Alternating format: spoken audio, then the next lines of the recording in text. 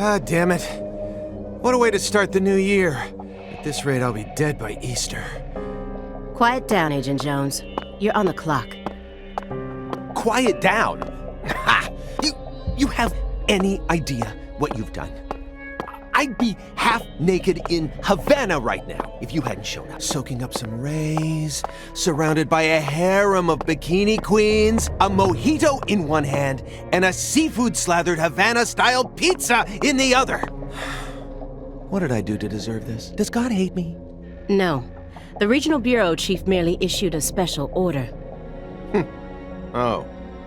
Yeah. How could I forget? A special order to rob me of my well-deserved vacation. You want pizza? I'll buy you some pizza. You can find that junk anywhere. Whoa! Hey! Hold on a minute. What did you just say? Pizza is not junk. Pizza is a sacred food, bestowed upon us by God Himself. You need to apologize right now. This is sheer blasphemy. Apologize to who? Pizza or God? Ha ha!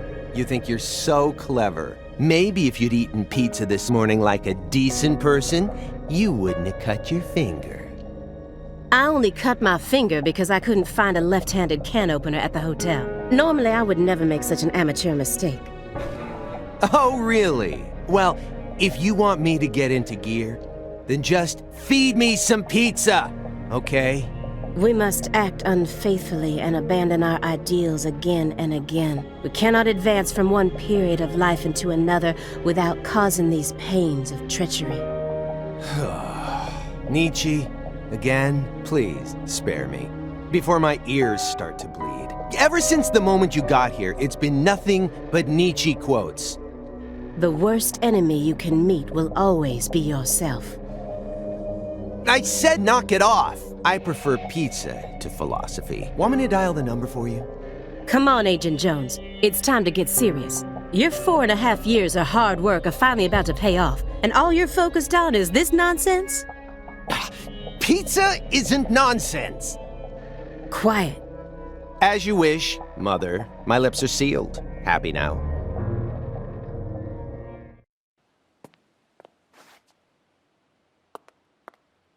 Agent Jones, don't let him take control of the conversation. The moment you let your guard down, he'll strike.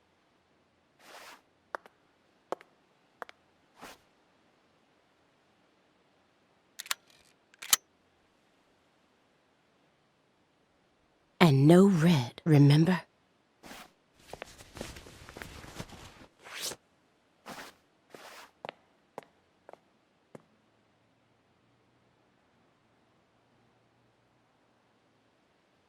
It's open. Come on in.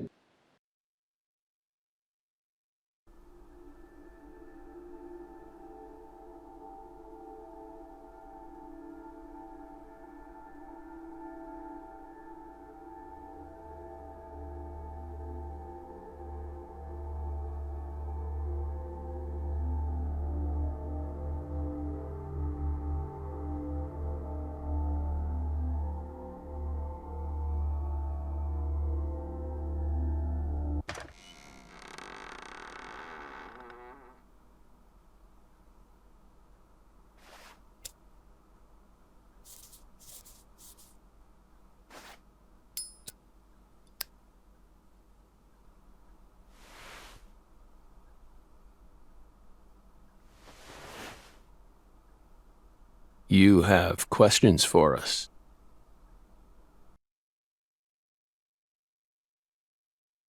That's why you're here, isn't it?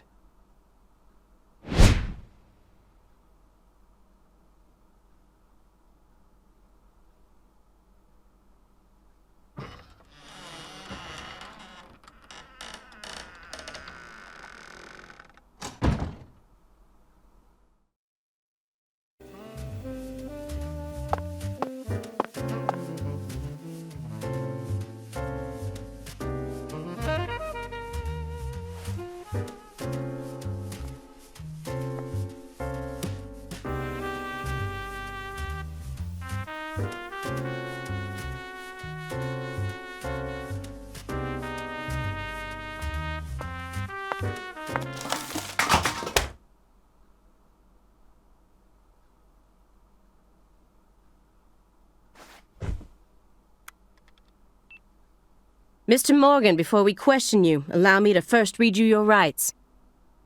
Anything you say may be used against you in a court of law. Please keep that in mind as you speak. Do we have permission to film this?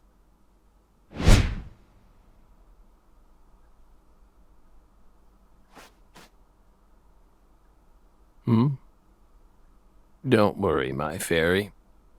They're free to do whatever they like. Something wrong, Mr. Morgan?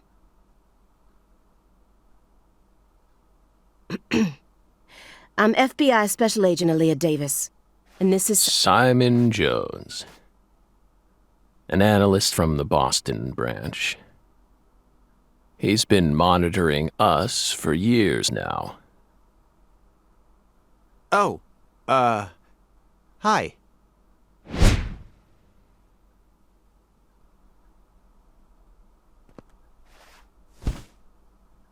Seriously. A Southern belle and a lonesome loser who can't catch a break. Quite the uncanny duo. You'd be the perfect stars for the latest video game. Isn't that right, my fairy?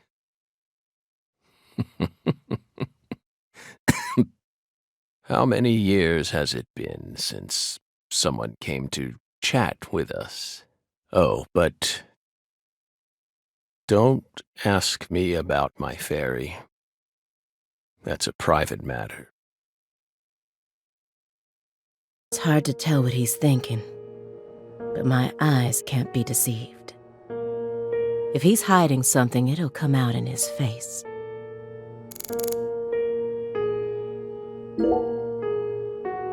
Excuse me, Mr. Morgan, but would you please refrain from consuming that while we speak? I'm talking about... Yes, that.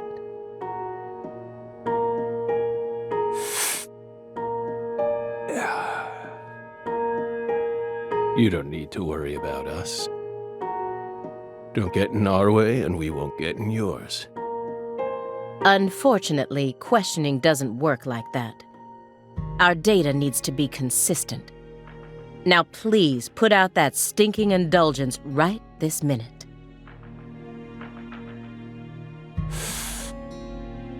What if we say no? Then I'll put it out myself, using force. Whoa, whoa, Aaliyah! This is Morgan's house. Besides, it's legal in Massachusetts for individuals to consume cannabis in the comfort of their own homes. And I mean, come on. It's medicinal. Exactly.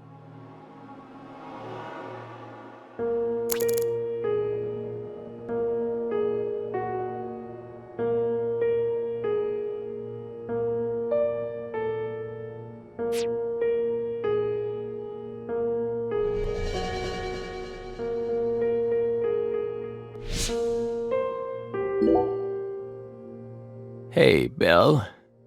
Why are you dressed so handsomely?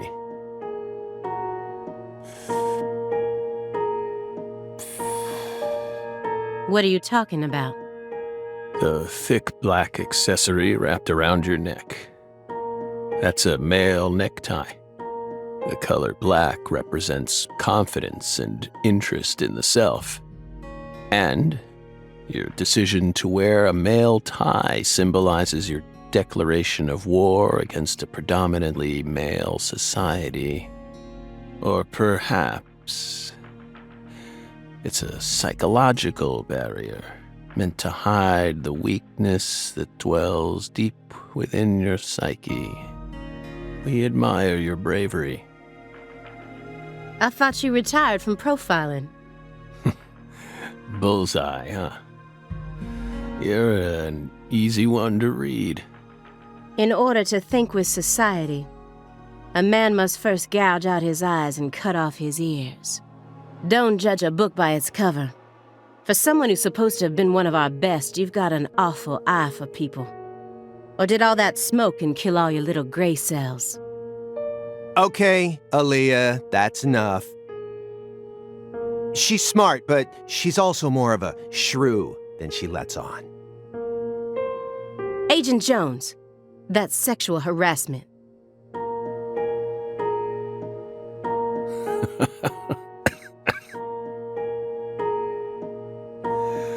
So, Belle, does that barrier of yours also protect you from violent criminals?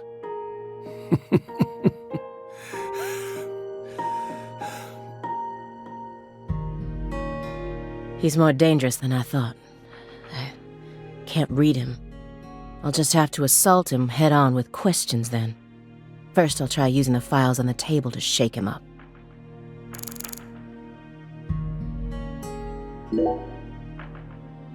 Mr. Morgan, may I ask you a question purely out of curiosity? If it makes you uncomfortable, just let me know, and I'll retract it. Belle, what's wrong? You sure put a lot of effort into that approach. It's a question about death. About this body? Are you afraid of what's coming? Think carefully about why we're smoking this, then ask us again. Honestly, we're not afraid. Rather, we find it intriguing.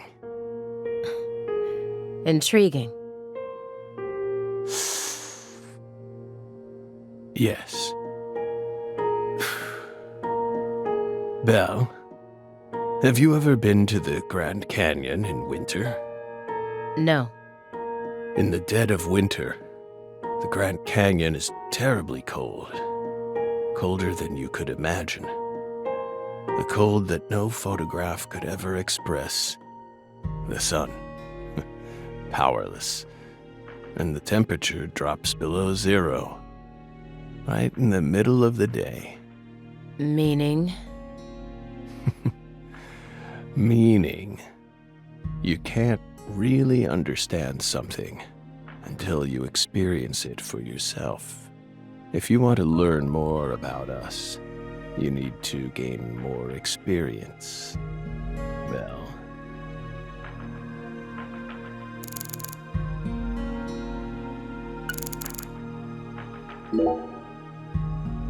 That chessboard looks rather old, and you can't even buy those ivory pieces anymore. Right, they were banned by the CITES Treaty.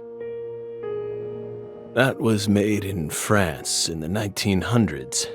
We know it's in bad taste, but the weight of the ivory just feels so good in our hands. You play chess alone? Is that a crime? No. But it's a hard game to enjoy when you're all by yourself. He's probably just replicating famous games. Or trying to solve problems from a chess workbook. Right, Morgan? I may not look it, but I'm actually a bit of a chess nut myself. When I was in school, I used to pore over every issue of Chess Life, the magazine published by the U.S. Chess Federation. Well, unfortunately, your guess is completely wrong, Agent Jones. He isn't replicating a famous game, nor is he solving workbook problems. There isn't a single chess book to be found in this apartment. And I didn't find any chess-related websites in his internet history. He was simply playing chess, all alone.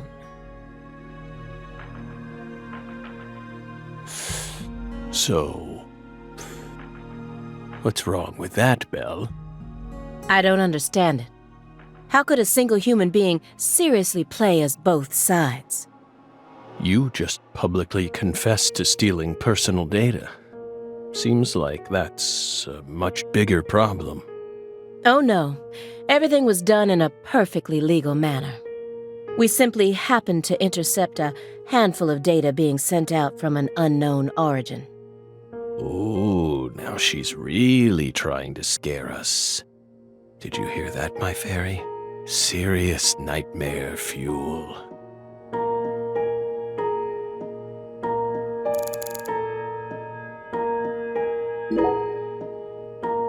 Do you remember the homicides that took place in Le Carré, Louisiana in 2005? We solved that case. Your report states the following. By coincidence, you encountered a serious incident in a town you visited while on vacation. You then decided to steal the right to investigate from the local law enforcement and took over the case. After several more homicides, you managed to apprehend the perpetrator.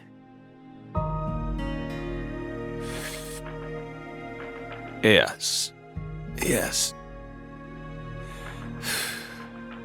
Yes, that's exactly what happened. We stole the right to investigate from them, just as you said. It all started when the body of a 16-year-old girl was discovered.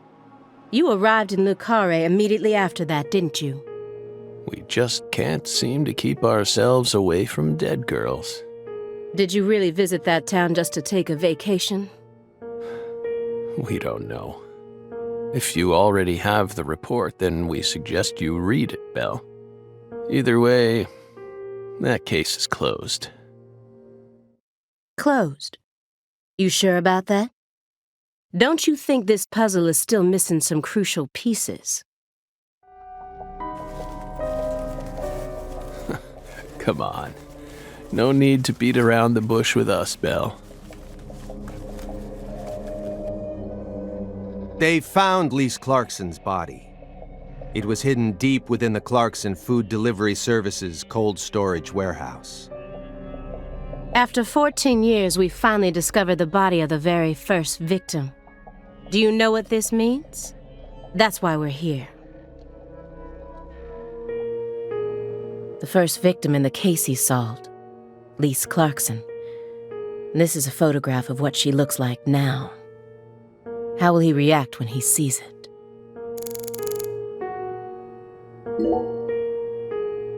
We're pleased that her body turned up. Deeply pleased. You claim to have closed this case, but now a lost body suddenly surfaced. Aren't you curious about the details? Body or not, we already solved that case. Lisa's body can't change anything now.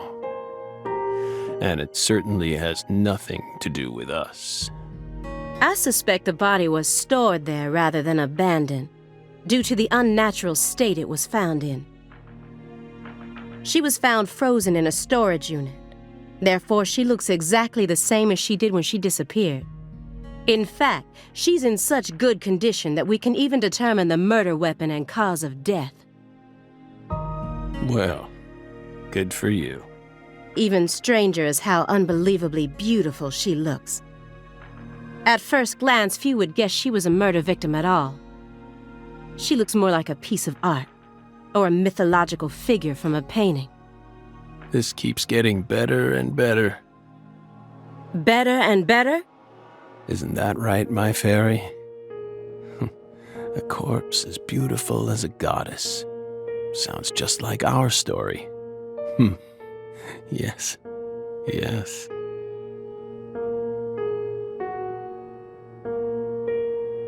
That went okay. Now I'm sure that Morgan's hiding something.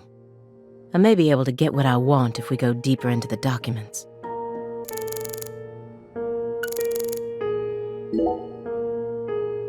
Who is it? This My Fairy character you keep speaking to. You can't see her? Such bad manners. You barge into our apartment, yet you don't even care about who else is living here. Dissociative identity disorder. In the past, it was known as multiple personality disorder. You were subjected to an internal probe only once during your career, correct? They suspected that you had DID, but you denied it. And no problems arose during your test. Is this how you dealt with the psychological profiler back then, too? Saying strange things, weaving unrelated matters together. Is that how you slipped through? You're free to draw your own conclusions, Belle. But my fairy clearly exists. She's been sitting right there on your lap this entire time.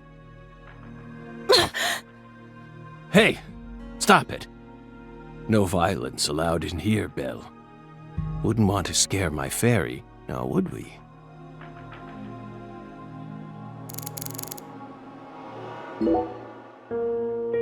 You may be wondering why we decided to unearth all these old files. Everything happens for a reason.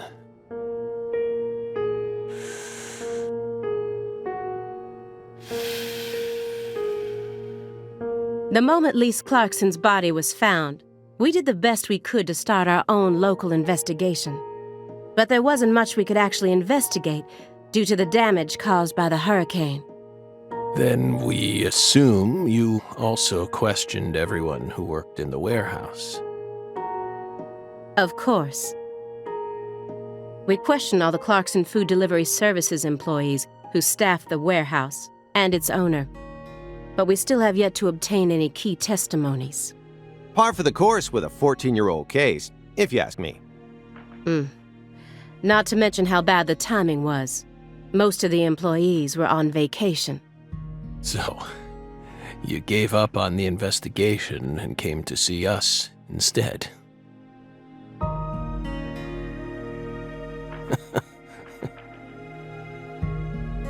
Remember what happened, my fairy?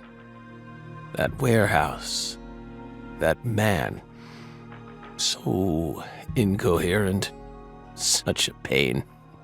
Hey, are you talking about the guy who managed the vault where Lisa's body was found? Yeah, I think he started working there in 2005. Remember, Aaliyah? You said he was a pain to deal with, too.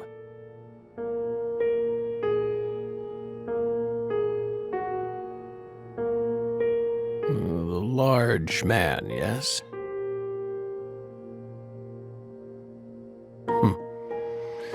No need to answer, if you don't want to. I'm sure you've already put him under surveillance. Textbook FBI protocol.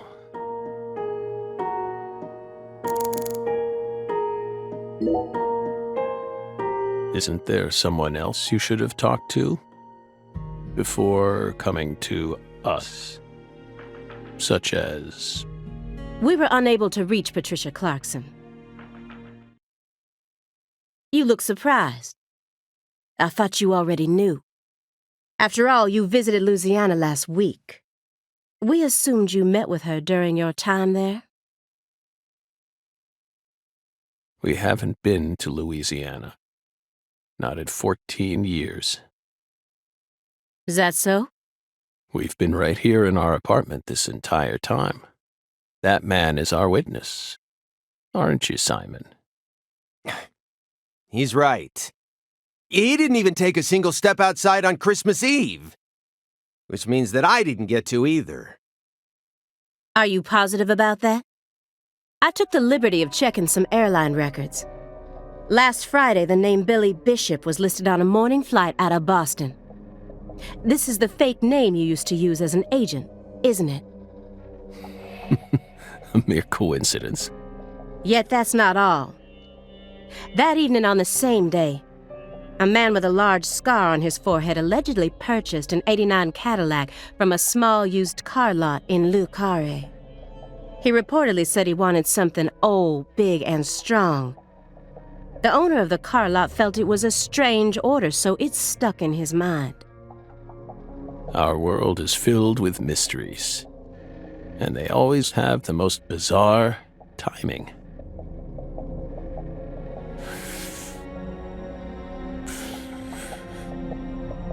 Incidentally, on the following day, an identical Cadillac was taken to a scrapyard in Trenton, New Jersey. You can find that type of car anywhere. Isn't that right, my fairy?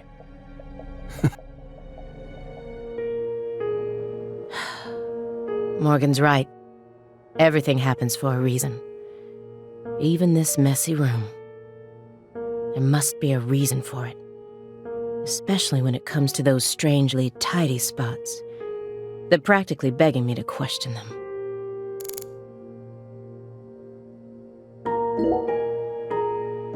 Do you like fresh vegetable juice? Why would you think that? There's a juicer in your sink that hasn't been washed yet. And do I smell the faint fragrance of baked beans? You didn't use much salt, did you? What are you implying? You just told me that you find impending death to be intriguing. That confused me. When I look around your room, all I can see are the many ways in which you're resisting death. Poly-MVA treatment, highly concentrated vitamin C IVs, fresh vegetable juice, vegetable protein without salt, gallons of vitamin D milk for fat and calcium. The ambivalence, yes. What? Two contradictory emotions, mixing, coexisting together. An adult, mature mind is never satisfied with only one response. It's common sense. Isn't that right, my fairy?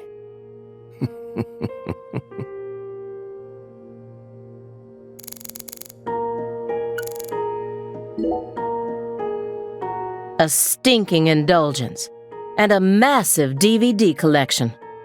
You must live a very comfortable life.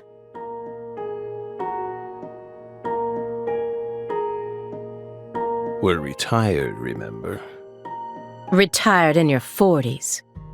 I'm envious. But who doesn't love movies, Belle? I'm not a fan. Oh, that won't do. You should dedicate all the free time you have to watching movies. It's practically an unwritten law. Films guide us. Films are filled with every important life lesson there is. Is that so? For example, They Live, 1988, directed by John Carpenter. That film taught us a valuable lesson. Always put on your sunglasses before a fight. You know, you've got a point. Movies teach us about everything we need to know. I learned about the right way to eat frozen pizza from Cobra. It's one of Stallone's best films.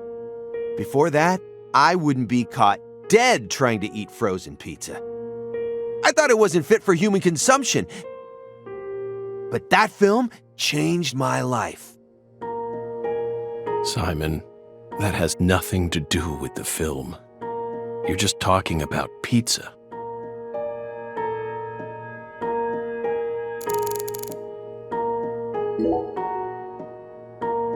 Mr. Morgan, I found several spots in this room that look strangely clean. Did you tidy up a bit because you knew we were coming? Those are sanctuaries. They've existed from the start. Sanctuaries. That's right. Sacred places. Hovels for pure souls, if you will. Were there originally objects in those hovels?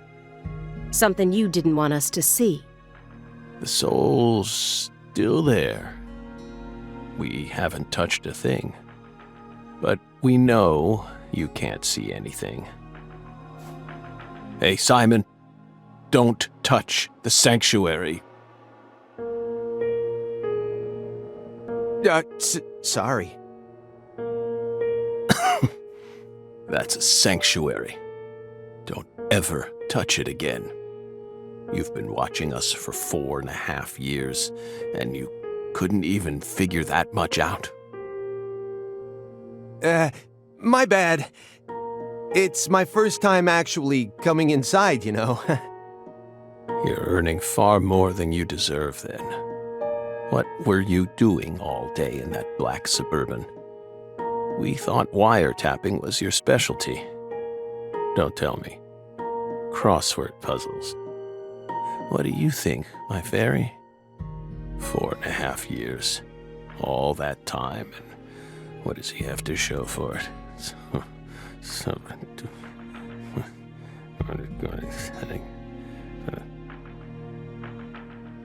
Crossword puzzles? No way. Come on, I thought you knew. I'm a Sudoku guy. Agent Jones. Oh, right. He's completely taken control of the conversation. At this rate, we'll never get anywhere. I need to press him some more. Agent Jones? Did you find the files?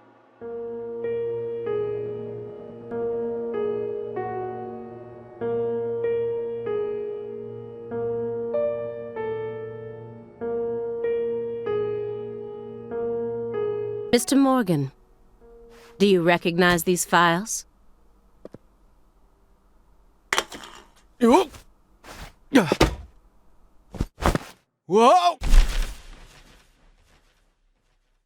Ow!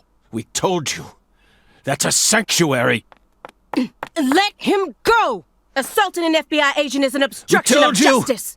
We told you. Go. Ah! Stay back. Stay back. Sanctuary. Down. Surrounded. Ah! Ah! Ah! Yeah.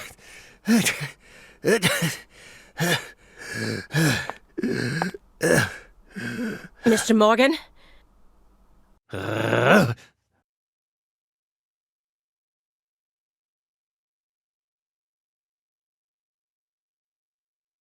cut my finger with that can opener this morning. I thought I stopped the bleeding, but it seeped through. How could I be so stupid?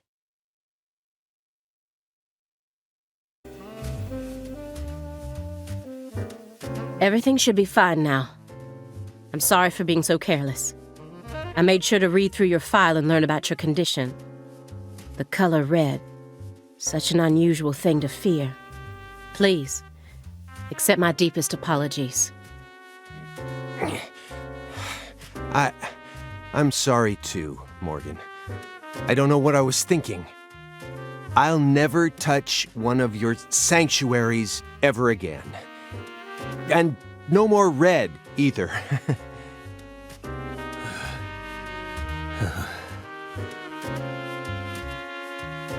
Don't ever touch one again. I told them not to. Why would they do that?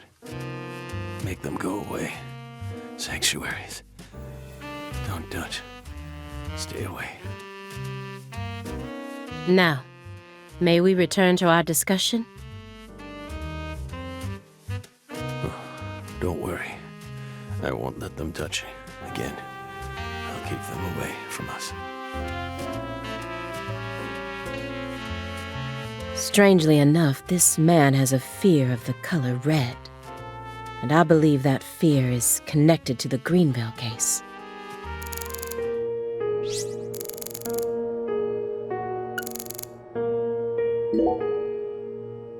This is a very large shredder. Is there something you don't want people finding out about? Good question. But we never know when some curious civil servants may come and sift through our trash now, do we? You're already retired. What are you so worried about? It's just a simple habit. From back when we were still on duty. Didn't they bang that into your head when you were up in Quantico? Some habits are hard to break, no matter how hard you try.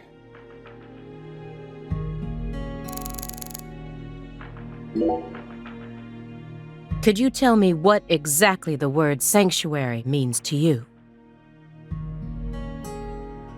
Sanctuaries are sanctuaries. Nothing more and nothing less. That doesn't explain anything. Why do you wish to know? Just curious. Belle, you're a much ruder person than you initially seemed to be. Don't you agree, my fairy? What do our sanctuaries have to do with the investigation? If you're out of questions, then how about just going home? Hey, mind if I jump in here? What is it, Simon? We hope you've got a real question for us. Well, actually, I'm also a little curious myself. No one's supposed to touch any sanctuary, right? That's what we said. What about you, though? You can't even touch them yourself? Are there any extenuating circumstances? What are you getting at? I mean, I doubt if any of this really matters, but if no one can touch the sanctuaries, then how do you clean them?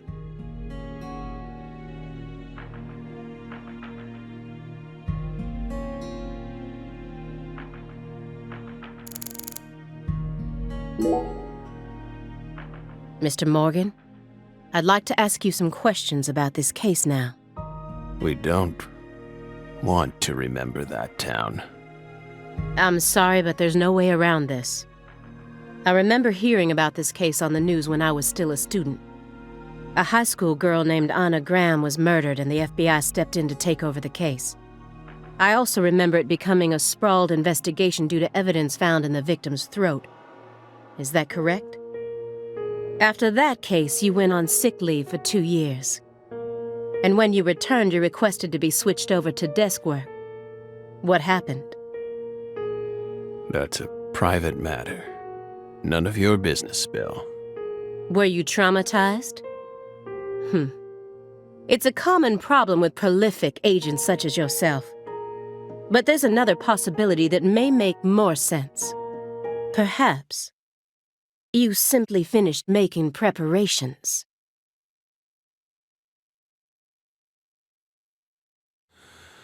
What are you getting at? Thinking too much about something will always turn it into a problem. The Greenvale case. Don't you think it resembles the Luke Carre case? Read the report. We have nothing else to say. I just need one more push. One more thing that can summon up the past.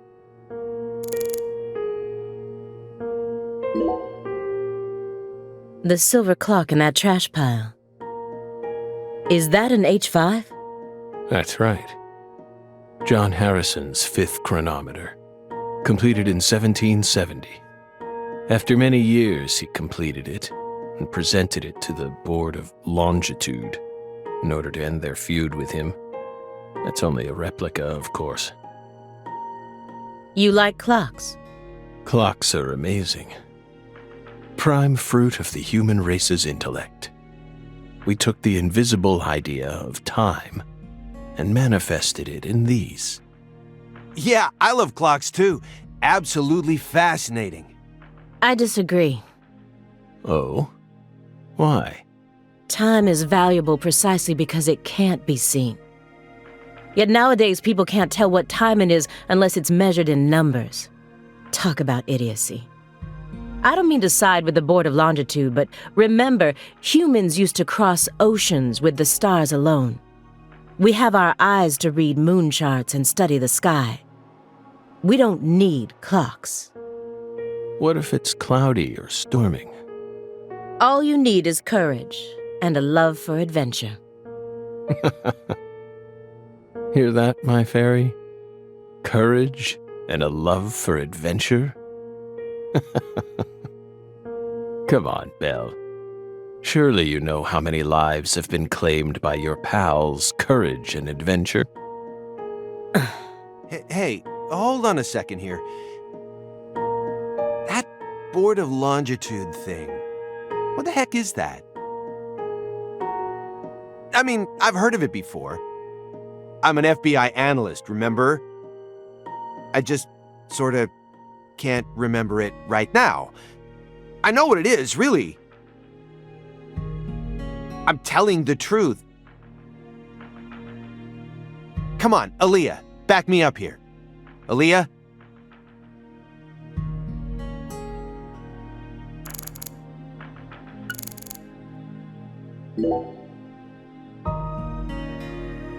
That's royal jelly. Huh? You were staring at the jar, weren't you? Do you find it strange that there's honeycomb inside? We wanted to harvest royal jelly in its most natural state. The queen's main food source, created from the worker bee's secretions. It's a perfect food, filled with power, meant to fuel the birth of the next queen. By absorbing it into our own bodies, we too can acquire that power. Incidentally, did you know that all the worker bees are female? No. Guess they didn't teach you that at Quantico. Male bees are only born to inseminate, and they're born from unfertilized eggs to boot. They have short lives and don't even get stingers. Sort of feels like a glimpse into the future of our society, wouldn't you agree? Women are gifted with the power to conceive, give birth, and nourish their children. But men are consumed with the job of providing women with the chance to do so. If women no longer had to rely on men for the seeds of life, they would soon cease to desire them, we believe. Be careful, Simon. Huh? Of what? Your Belle's already stolen the reins from you.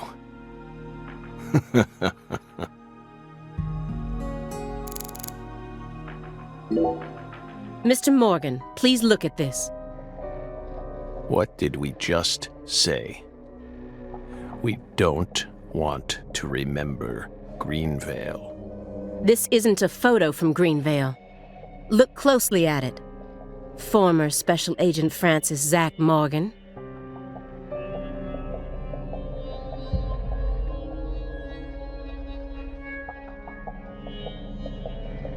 This photograph predates Greenvale. It's from the Le Carré case you worked on in 2005. Red tree. Red tree. Yes, a red tree. Greenvale wasn't the first place you saw one of these. The Greenvale case and the Lise Clarkson murder case.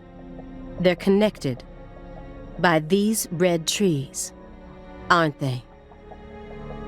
Red trees. Both places. Growing. Roots. Seeds. Trees. Answer me. What are these trees? Red trees. Figured it out. Yes, smarter than we thought. Connection. Red trees. I want the truth. Tell me everything you know.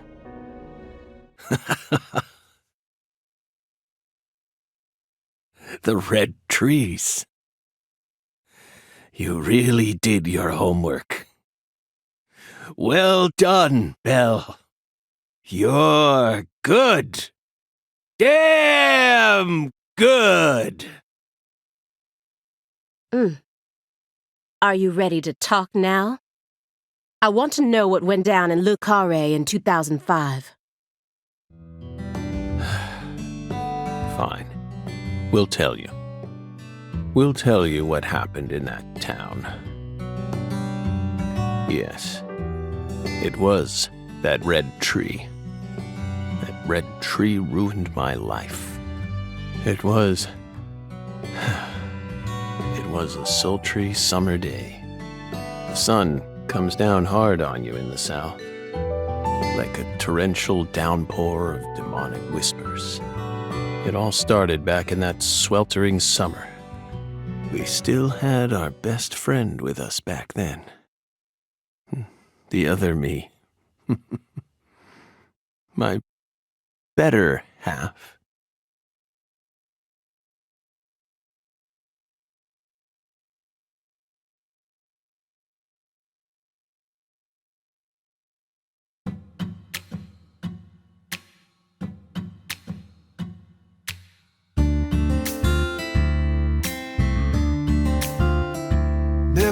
choice. When somebody needs you, you can't turn away. You're their only lifeline, just a hero, a bullet for hire, working alone. Always a voice, a cry in the darkness, an echo of pain that's been long forgotten, but it haunts me, my destiny to be alone. There's a time when you see life for what it's gotta be. You should know they'll destroy you. We're called to make, to keep searching, walk alone.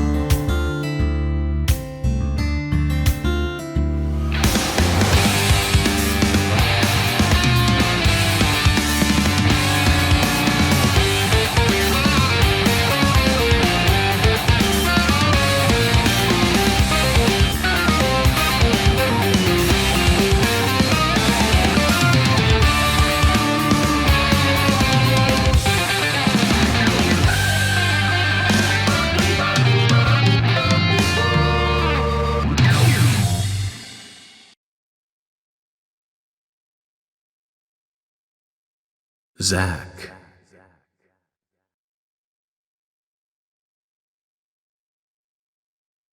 Zach.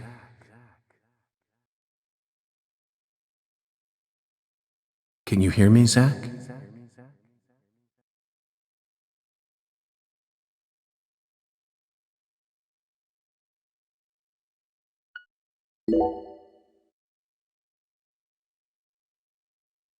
There you are, Zach.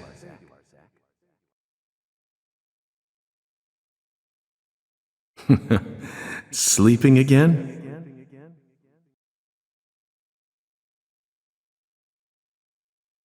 Well, rise and shine. It's time for us to head back out into the chaos.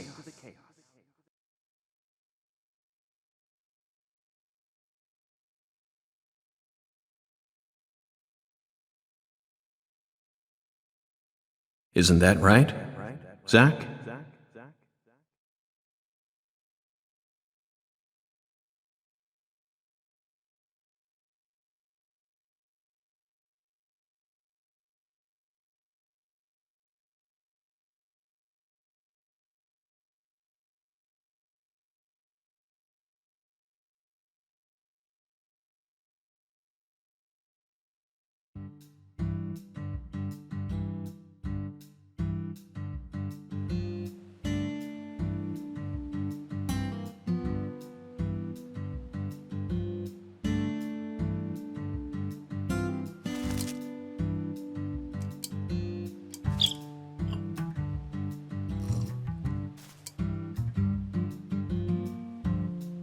Zach, it looks like she wants us to join her for breakfast. Perhaps this town's finally starting to warm up to us.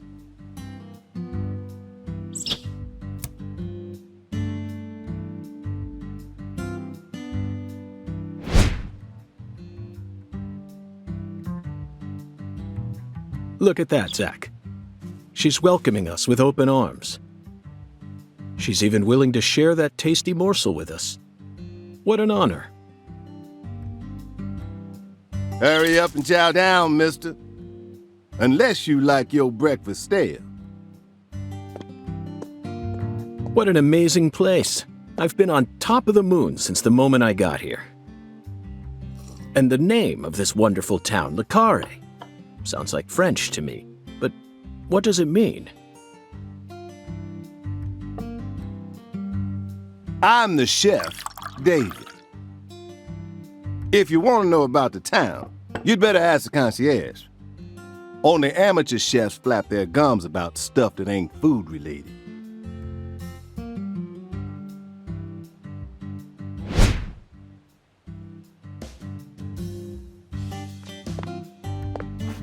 Did you hear that, Zach?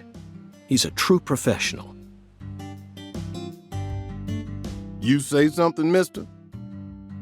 No, not to you. I was just talking to Zach. Zach? Please don't ask me about Zach. It's a private matter. If you say so, still. Never thought the FBI would ever come out to a little old town like ours. I do work for the FBI, but I didn't come here for an investigation. I just happened to stop by on my way to New Orleans. Never thought there'd be a murder out here either.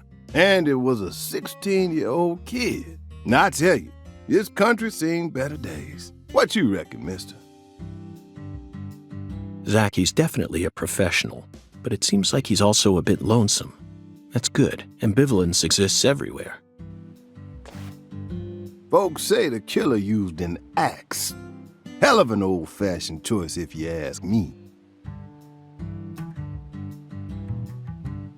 Actually, Chef David, if you don't mind, I'd like to ask you a few questions about the incident. But shoot, I ain't the one you ought to be asking, Mr. FBI. I only heard what I heard. But seeing as you're fixing to grill me, I can tell you what I know. Please do. I appreciate it.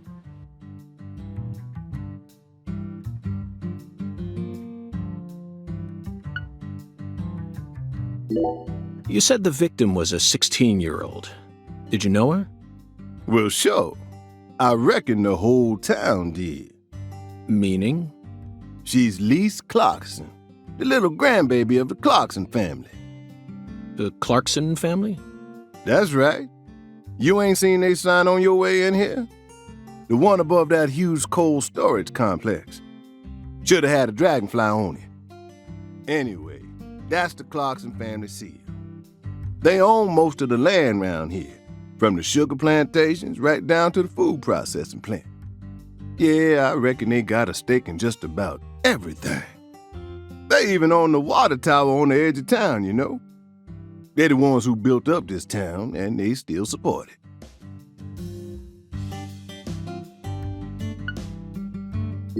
What do you know about the Clarksons' house? Now, I ain't got nothing bad to say, but I'm gonna talk straight to you. You best steer clear of that place. That family ain't just some gang. They're a whole different kind of beast. They folks with real power. Remnants of the good old boys who shaped America in the early days. Especially the head of the family, P.J. Clarkson. He's the kind of monster who goes around eating other monsters. And I'm sure he's on edge now with his granddaughter getting murdered and all. So don't go barging in with that shiny FBI badge of yours and think you'll be safe for nothing. Things are different down here. So if you plan on sticking around, you best remember that. I see. I'll keep that in mind.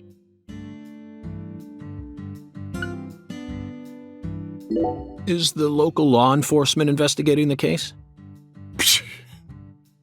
Shoot, mister, what you think? Now, I told you this ain't no city. We in the bonafide boondocks here. They got to know how to break up fights and keep folks from killing each other when they pissed off. They sit down and talk it out with you heart to heart, and when that don't work, they just beat your ass. That's the Deep South for you. This murder ain't like that, though. A little kid got killed. A weird way, like something on a TV show. The sheriff's department ain't never seen nothing like this.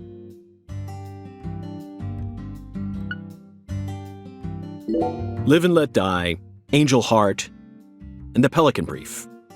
Right? 9 out of 10 people will name those titles when you ask them to think of a film set in New Orleans.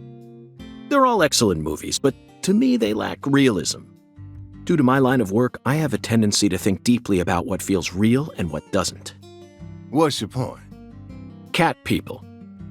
That's my point. Cat People. 1982, directed by Paul Schrader. The crowning achievement of Nastasia Kinski, the ultimate muse of the 80s.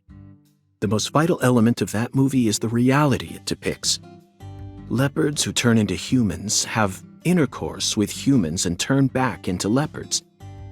Then they can only turn back into humans again if they mutilate their lovers. I was awestruck by the sheer reality of it all. Understand? I'm talking about hyperrealism. After watching it, I felt like I just had to experience the world of cat people for myself. That's why I decided to visit New Orleans. Okay.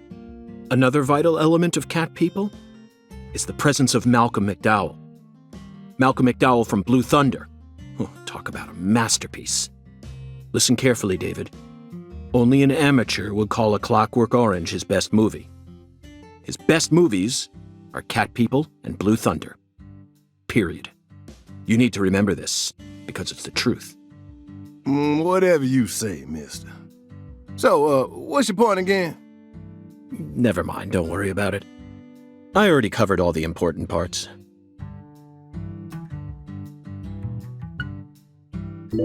When you say it was like something from a TV show, what exactly do you mean? Hey, mister, why do you look so excited, huh? Like a kid asking grandma to read him a fairy tale. I just can't seem to keep myself away from young women who died in bizarre ways.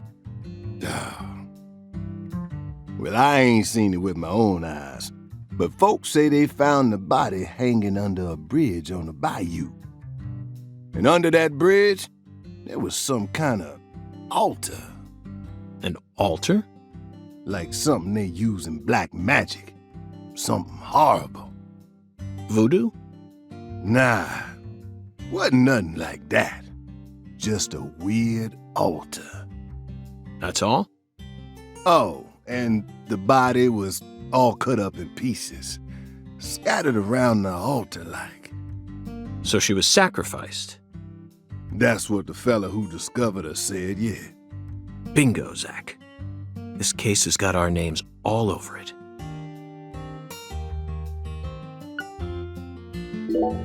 By the way, Mr. FBI, I ain't seen a car in the parking lot. How'd you get all the way out here, huh? Don't tell me you walked. Well, that's a very good question. Chef David, you've got a sharp eye. It's true that I didn't park my car in your parking lot. Do you know why? Can't say I do. Because it was stolen. Huh? But you with the FBI, right? Even FBI cars can be stolen. It could happen after you park your car on the side of the road and go off to do some legwork. When you're eating lunch, when you're watching a movie, when you're asleep at night, when you're buying cigarettes at the local supermarket. Your car can be stolen anywhere. That's precisely what it means to be an FBI agent. In my case, my car was stolen while I was on my way down here. But no need to worry. I already reported it to the local authorities. And I've also already acquired another mode of transportation. Another mode? Want to hear the details? Not really. But I'll listen if you want me to. Then please do. After I finished my work in Houston, I flew to New Orleans. Then, I rented a car at the airport. Whenever I visit the West Coast, I always rent a convertible, especially in California. But now I'm in hot and sticky Louisiana. So, I decided on a brand new hybrid car with a fully equipped air conditioning system. A hybrid car? Oh yes, they're marvelous. Vehicles that utterly defy everything you think you know about cars. Now, in the year 2005, it feels like we've finally entered the 21st century. Stomp down on the gas all you want. The engine won't make a sound. It's silent? At first, I felt like the landscape was moving past me on its own. Give it a few more years, and I'm sure we'll start seeing cars that run purely on electricity. And who knows? In a decade or so, electric sports cars may end up lining the parking lots of Silicon Valley. I can see it now. It's the world of The Last Starfighter, 1984, directed by Nick Castle. It's famous for being the first film to utilize realistic CG, but I couldn't care less about that. See, I was mesmerized by the beautifully refined mech designs. It even made me wish that I could be one of them myself. Especially the Gunstar spacecraft. No other sci-fi movie has ever had. So, where'd your hybrid car get stolen? Sorry, I got off topic. I noticed it was missing after I finished my lunch and walked out of the diner. Incidentally, this diner was located at the entrance to a small town just south off the I-10. I went out to get back in it, but my hybrid car was nowhere to be found. I remembered exactly where I parked it, right between a blue pickup truck and a hedgerow. But when I came back from lunch, it had completely vanished. In short, someone stole it. And in its place, they left me this. What? A skateboard. A skateboard? Yes. While I was sliding my lunch into my stomach, someone was busy replacing my brand new hybrid car with a wooden board attached to 4 wheels. Remarkable, don't you think? So then how did you get here? By riding the skateboard, obviously. Why do you look so surprised? No, I couldn't ride the board very well at first. But by the time I hit the 3-mile mark, I'd more or less gotten the hang of it. By the 10-mile mark, I'd even learned to do a few tricks. It was a journey of self-discovery. Not even I knew I had this latent talent sleeping inside me. This summer's gonna be another hot one. It's supposed to get over 95 today. Watch out you don't go getting heat stroke. The Lise Clarkson case needs us. Don't you think so, Zach? The cat people are what guided us to New Orleans. We should be thanking Malcolm McDowell. Once we get home, let's watch Blue Thunder again. I'm already looking forward to it. Aren't you, Zach? Zach, the searing light. These scents. It's the deep South.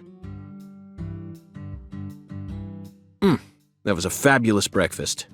You're the world's greatest chef. Wait, mister. You didn't take a single bite.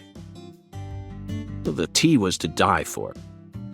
But I'd prefer coffee next time. What would a morning be without coffee?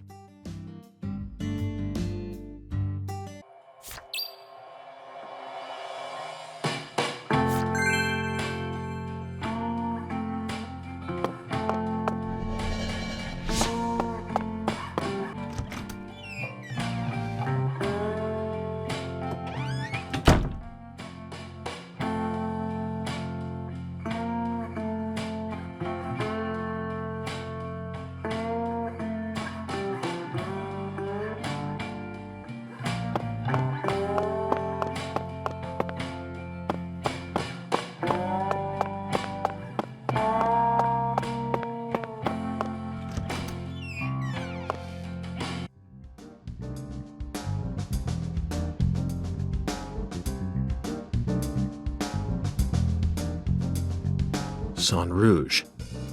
We've been chasing it all over America. But I feel like we're finally on the verge of finding something now. Don't you, Zach? I think it's about time we ordered a new briefcase. Yes, I know this one carries a lot of memories, but it's seen too much.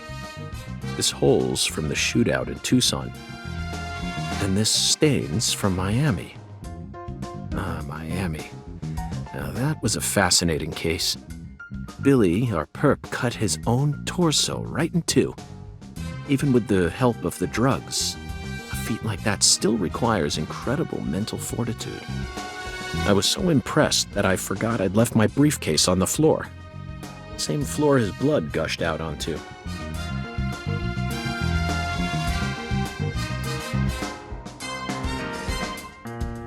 I know, Zach, I know. Now isn't the time for a trip down memory lane.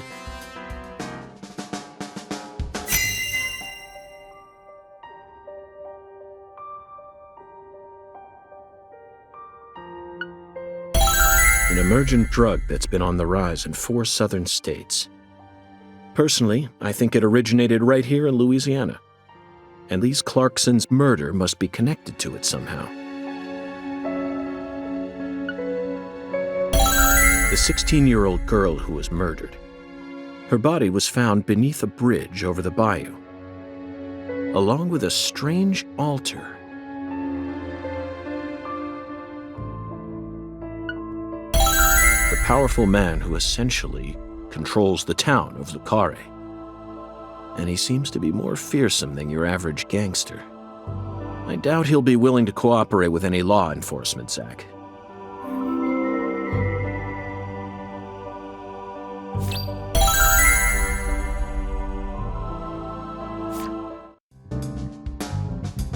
You know, I keep thinking about that movie we stopped to see on our way here, Zach. The Island, 2005, directed by Michael Bay. For a movie being shown at a cinema complex, it was surprisingly artistic. An experimental setting mixed with hard-hitting drama. It was art house sci-fi. That director's going to change the history of art house films. Are you following me here? This is another special film that's setting a new standard, just like Star Wars and Blade Runner did. This is a turning point, Zach. You may be witnessing the birth of a vital new word that will soon become a part of film history. Yes, this single movie may be responsible for creating a whole new genre several years down the line. A genre known as island movies. I sure like the sound of that. Don't you, Zach?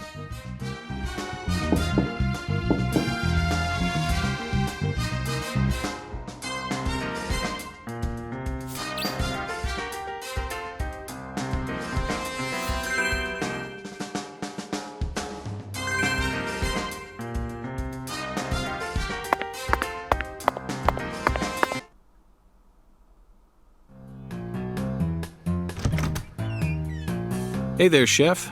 What's cooking? Chef, what are you talking about, sir? I'm the concierge, David.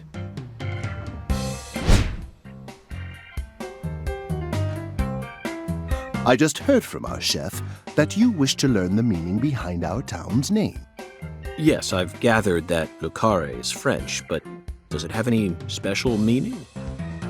Why, yes, sir, of course it does. A very clear, logical meaning. All names have meanings. Would you like to know what this one means? Yes, I would. Jolly good, sir. Then allow me to explain. Lucare means square in French. Ah. And? That's it. That's it? Yes, that's it, sir. Do take a gander at the town map in the lobby if it fancies you. It's beautiful, valuable, and old. I'm sure you'll understand once you see it. Now, please excuse me, sir.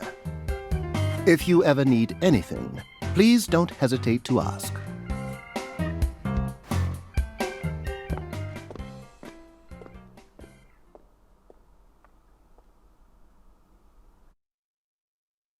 Did you see that, Zach?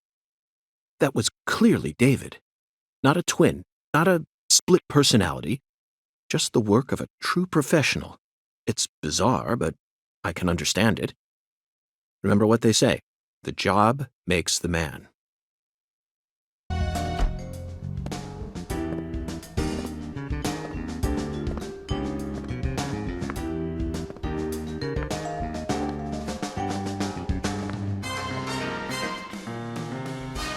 Do you feel that, Zach? Dozens of paintings no one will ever see.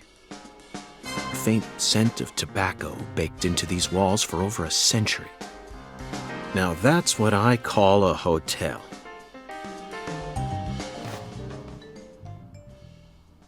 Zach, can you see him? His fashion sense is beyond me, but he appears to be a gentleman. Perhaps we should talk to him.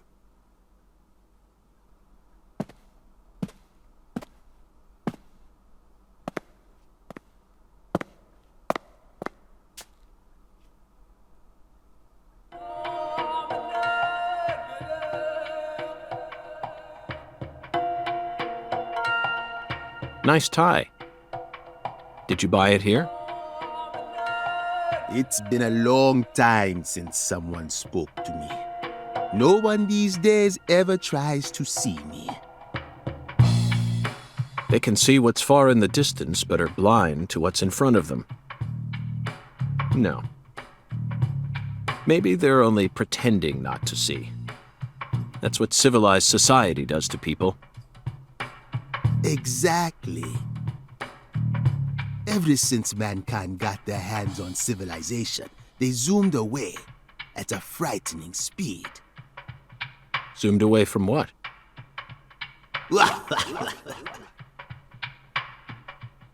Don't be a fool. You know the answer. As for me, just call me Hoongan. Hoongan.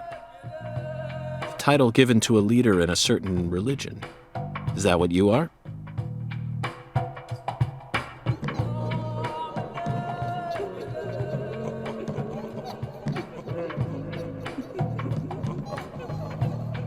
Do you comprehend the Oracle? The Oracle? Put on your religion hat, Zach. Here we go. Fell 10 maidens in the shrine of hunger. Find the flying serpent in the ambiguous zero. Dance with the flying serpent, and you will glimpse the other world. 10 maidens and an ambiguous zero. Got it. But what do you mean by otherworld? Follow the Oracle.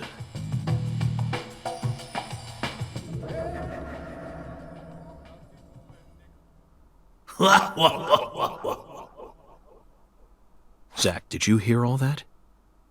Looks like we've already taken our first step into chaos. But such is our duty. We need to accept the chaos, let it inside, then carefully dismantle it piece by piece. And after we've put all the pieces back into their rightful places, the truth will reveal itself. Let's capture the truth and present it with a shiny pair of silver bracelets, Zach.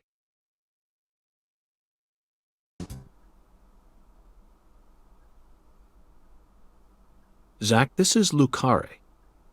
I think I'm finally starting to understand what our concierge was trying to say. You can tell this town was built by a very methodical person. No, wait. Maybe they just didn't care, and that's why it ended up this way. It's just another symbol of mankind's obsession with molding nature to fit our own rules.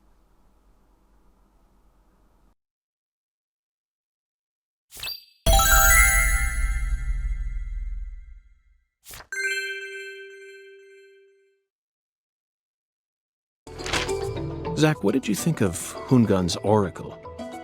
Despite all the dramatic build-up, it's little more than a childish riddle. Heartwarming, really. Exactly the kind of feeling one gets from the good old-fashioned countryside. Now let's start by tracking down those 10 maidens. The oracle gave us a place and an act. We need to go to the Shrine of Hunger and fell 10 maidens. Now where in this town can one satiate their hunger? The hotel and where? And the 10 things that need to be knocked down. Simple, right? The answer is bowling. The shape of the bowling pin was based on the feminine form. The 10 maidens are the 10 pins. But a place where someone can both eat and bowl at the same time. I'm skeptical as to whether we'll be able to find such a place in a backwoods town like this. Alexis's Diner and Lane. This is it, Zach. There are even pins and a bowling ball on the sign. I bet we'll be able to eat some Cajun cuisine and bowl there. Maybe even both at the same time. Nice job, Zach. I knew you'd be able to find it.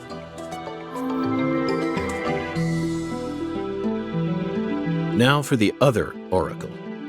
There's no flying serpent on this map. Could it be a contrail or perhaps a dragon? I'm sure we'll find out later.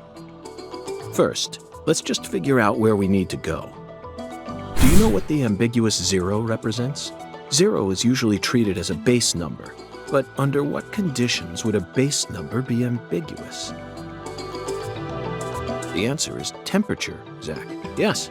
0 degrees Fahrenheit is minus 17.7 degrees Celsius, and 0 degrees Celsius is 32 degrees Fahrenheit. You'd be hard-pressed to find a more ambiguous 0 than that. The question is, does our 0 refer to Celsius or Fahrenheit? Let's think for a moment. We're in Louisiana. Which measurement system do we use here in America? The Clarkson Food Delivery Services Cold Storage Warehouse. That's got to be it. Even with this blazing sun in the sky, they can easily keep the temperature below freezing. Be honest now, Zach. You knew the answer from the very start, didn't you?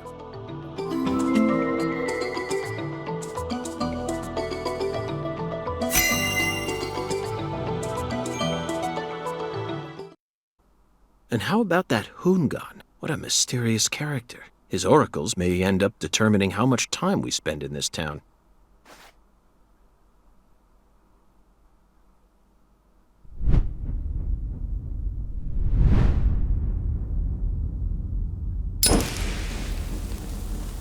Sorry, boss, but this is a smoke-free hotel. If you're dying to smoke, head out the entrance and you'll find a smoking area in the rear parking lot. Don't tell me. You're the At bellboy. your service, boss. Are you good friends with the concierge and the chef? We work at the same place, yeah. But, I can't really say whether we're good friends with each other. We're all professionals, though. Nothing more, nothing less. I believe we've struck gold here, Zach. It just screams Deep South. Actually, no, it doesn't. This is all his charm. So, if I want to smoke, I should go out the entrance and around to the rear parking lot? Bada bing, bada boom. Okay. I'll play by your rules.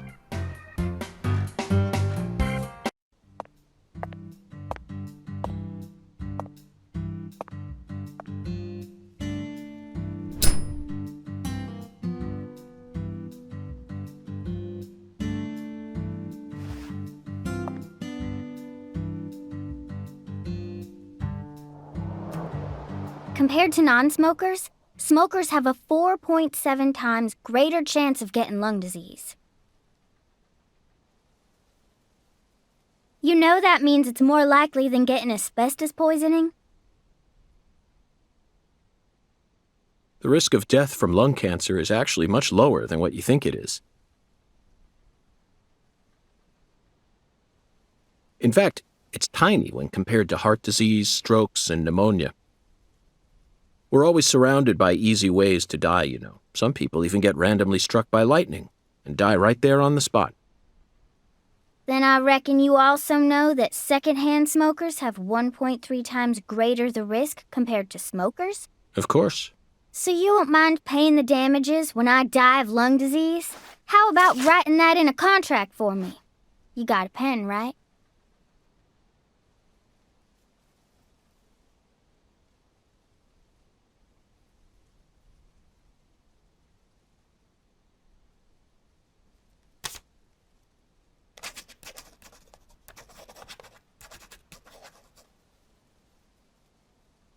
I promise to protect you from all the evil in our world. Well, that's stupid. By the way, what's your name? FBI Special Agent Francis York Morgan. Please, just call me York. That's what everyone calls me. Is something wrong with you? Adults ain't supposed to act like that. I only asked for your name so I can write it on the contract. You should have been able to figure that out if you're a real FBI agent like you said. Come on, sign here. Right here on the paper. Just as I thought, Zach. This contract paper, it's a Sang Rouge wrapper. Sang Rouge is here, too. This must mean that Sang Rouge is connected to the Lise Clarkson murder case somehow. This is a sprawling case that spread across the entire South. It's within our jurisdiction, Zach. we'll need to steal the right to investigate from the local authorities at once. By the way, miss, what's your name? Patricia Woods. But I gotta write my name myself, or else it won't be a real signature.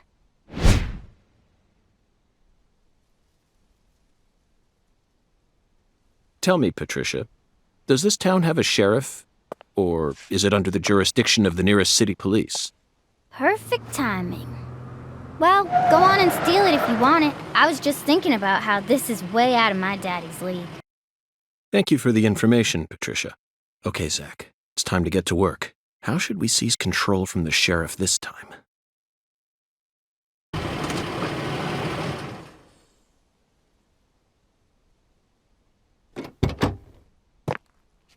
Hey there. So, you're the fella from the FBI I've been hearing so much about. I'm Melvin. They call me the sheriff round here.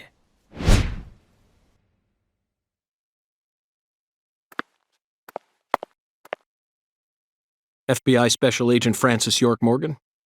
But call me York if you can. That's what everyone calls me. Huh? Well, all right.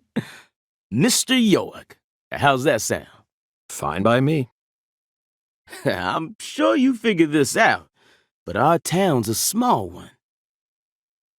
Yeah, folks are already busy spreading gossip about how some FBI agents come to town.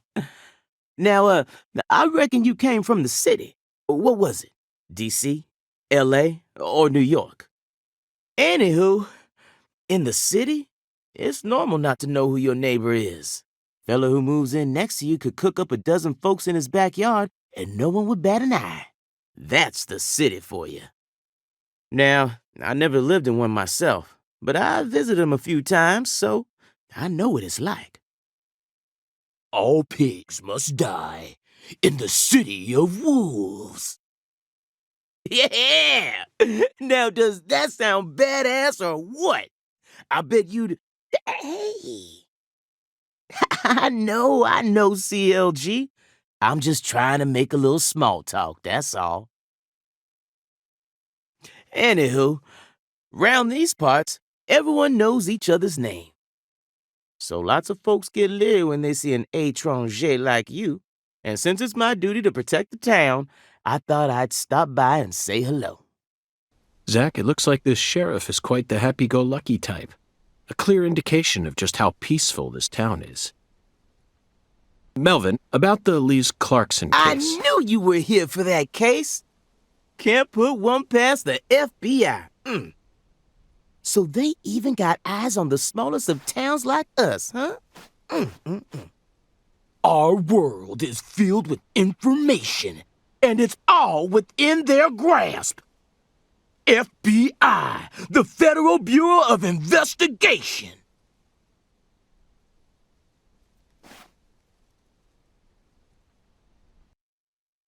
The Lise Clarkson case is connected to a top-secret case that we've... I know. If you're fixing to take the lead, then go right ahead. I'm just the humble sheriff of a tiny little town. My jobs are to stop my neighbors from beating the piss out of each other and listen to old folks complain. Honestly, this whole murder case has been weighing me down. So I'm gonna give you my full cooperation, Mr. Special Agent, sir. Well, Zach, that was anticlimactic. I didn't even get to use my secret weapon. Melvin, there's a cold storage warehouse on the southern end of town, isn't there? I'd like to get permission to enter it. Say what? You want to see where the body's being kept, right? Oh, I get it now. Lisa's body, yeah. Now, that's what I call a special agent. You already figured that much out. But, I'm not too sure that, going down there at this point is really gonna help much, you know? Explain it yourself, Daddy. That's incredible. I don't believe this. Amazing. Did you hear that, Zach? They put the body in a cold storage warehouse. This is fantastic. Insanely fantastic. Really? Well, how about that? Well, all right then. I'll head on down to the warehouse ahead of you and make sure we get permission to search it. Sounds good. The management company only keeps the warehouse open during certain hours, so you'll have to come during those hours. I ain't looking to create any further disturbances. So be on time. Got it? Come on, let's roll, CLG. I'm gonna walk home, Daddy. I still got another stop to make. Oh, if you say so, sweetie. She's a real sharp one, as you can see, so I try to stay out of her way. Well, all right then, York. I'll see you at the warehouse. Hey, you. You ain't secretly cutting kids up and sticking them into jars while you work as an FBI agent on the surface, are you? Or using your FBI connections to sell kids to child trafficking organizations? I've arrested people who've done both, but I've never engaged in either of those activities myself. Of course, I have imagined doing such things in order to learn more about the psychology of the criminals I deal with. It was just a joke. Why are you getting all serious? And don't tell me what you imagine, or else I'll get scared of you for real. Hey, can I come with you? You signed a contract with me, remember? And besides, I'm kind of worried about my daddy. Do whatever you like. This is America, land of the free. But I have one condition. What condition? Don't ask me about Zach. It's a private matter. Zach, it feels like she's carrying something with her. Kind of reminds me of you back when we first met. I can't leave her alone like this. You feel the same way, don't you?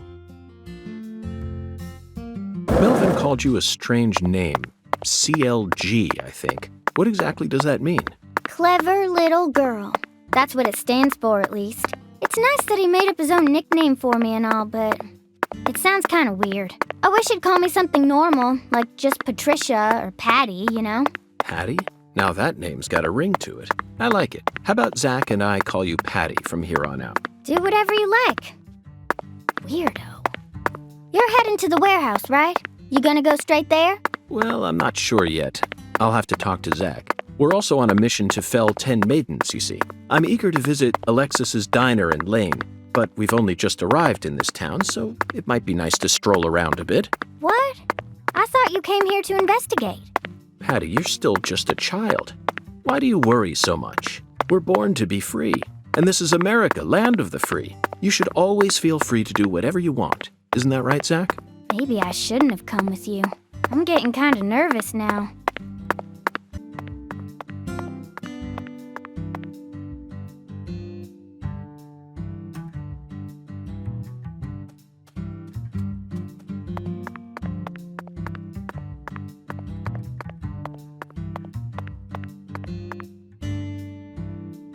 Mr. York, that was mighty quick.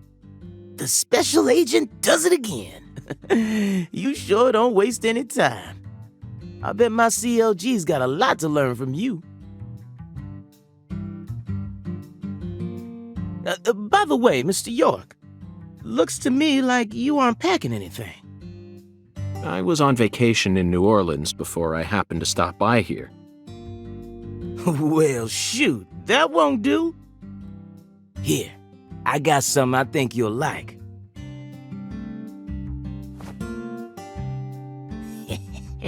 I call him Mr. Alligator. Badass, ain't he? It's a tranquilizer gun for the gators.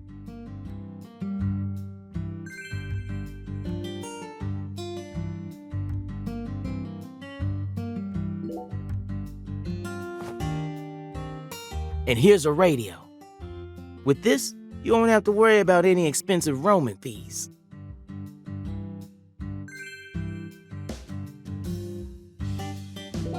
Might take you a while to get used to them, but you'll get it.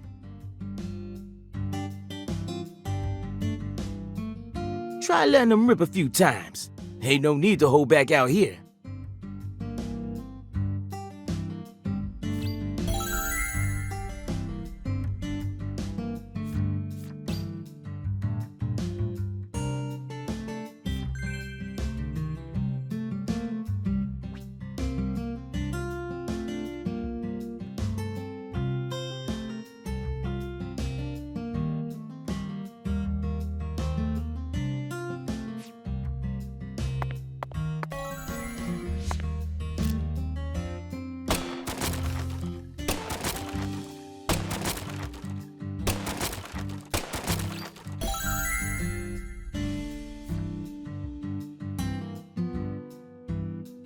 Now this is an intriguing weapon.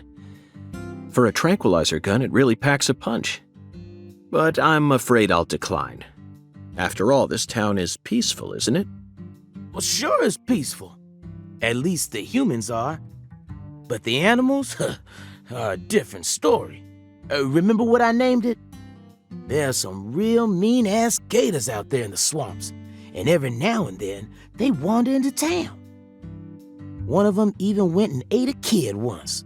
It happened a long time ago, but still. One chomp's all it takes. They swallow down every last bit of you. Poor kid's parents didn't even know what to put in his coffin. The worst part is, that taught the gators just how tasty we humans are. So now, those suckers just attack on sight. Man-eating crocodiles will feast tonight in Blood Swamp. You know he's fibbing, right? Gators don't attack folks. I never heard about no kid getting swallowed by a gator. Actually, Patricia, you're wrong. I'm what? Alligators do attack people, and it could happen in any town. Huh? Alligator, 1980, directed by Louis Teague. It takes place in the Midwest, I believe. A teenage girl's pet alligator gets flushed down the toilet. Then, in the sewer, it feeds on the corpses of dogs that were used as test subjects for an experimental growth formula. After growing over 30 feet, it finally starts to go after humans. It's an extremely edifying movie. Back when I first saw it, I had a pet hamster. Hey, Agent York. What's your first order of business? You're in charge now, remember? Well said, Patricia. I nearly lost sight of my true goal. Melvin, I couldn't help but notice the name on the side of that truck. This facility is connected to the victim, isn't it?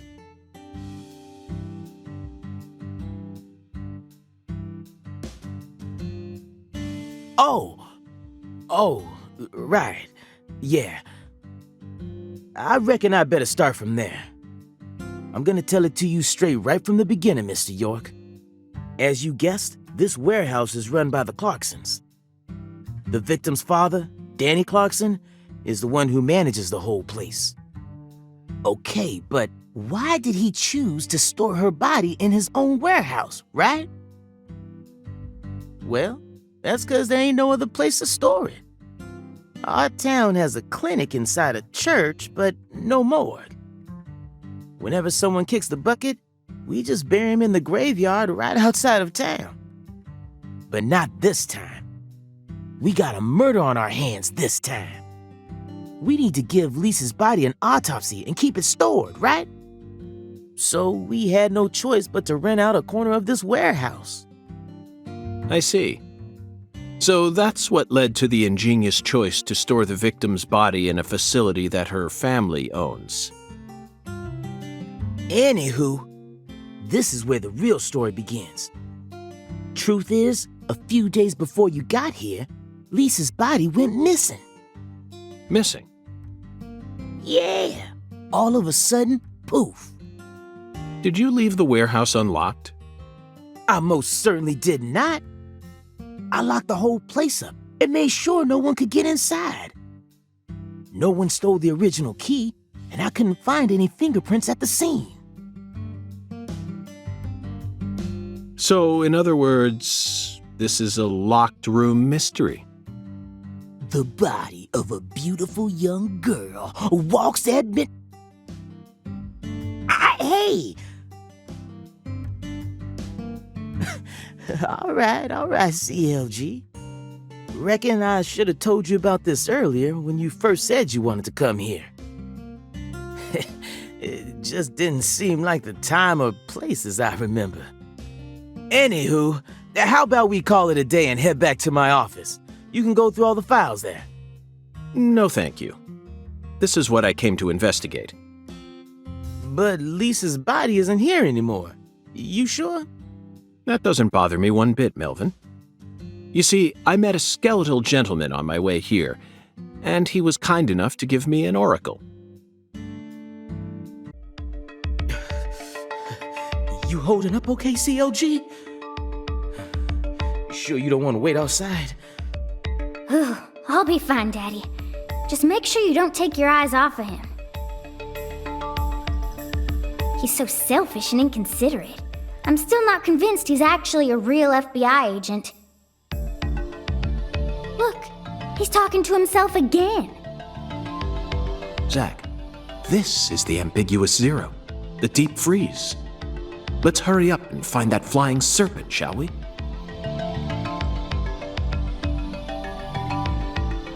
Hey, Mr. York, you sure you want to keep investigating this place even though we know the body ain't here? Of course, Melvin. The skeletal gentleman gave me an oracle, remember? It's Skella what? He's just joking, Daddy. You can't take him seriously. Huh?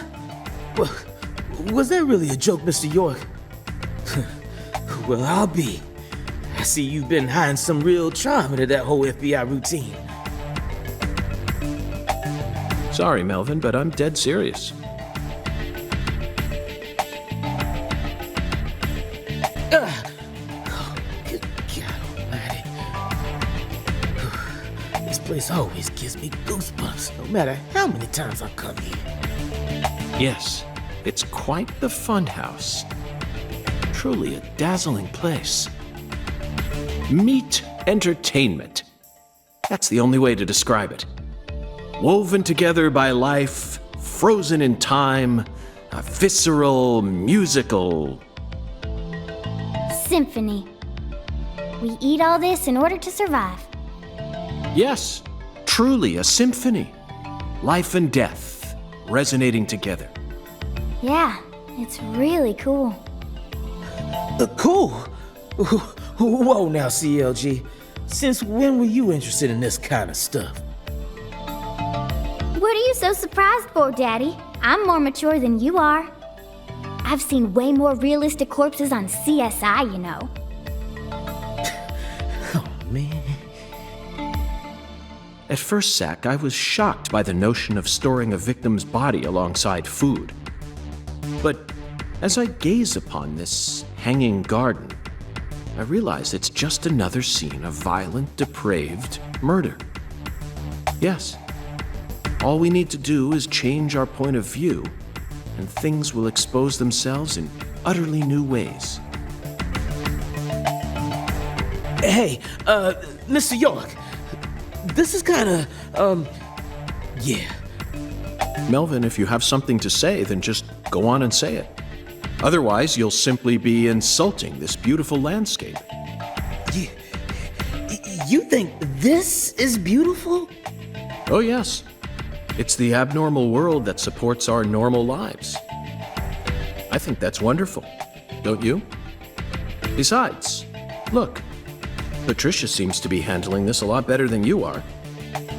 Well, you see, I ain't too good with this grotesque stuff. Don't let it get to you, Daddy. Whew, everyone has at least one thing they're afraid of. Even you, right, Agent York? Something I'm afraid of? Yeah, that's right. You gotta have at least one thing. Like clowns. Clowns are so funny. How could anyone be scared of them? Zombies. Love them. A bucket full of worms. I could squeeze them with my bare hands. The sound of screeching glass. Doesn't bother me. Then... They cling to your skin like putrid leeches, robbing you of much more than your vitality. The wet socks.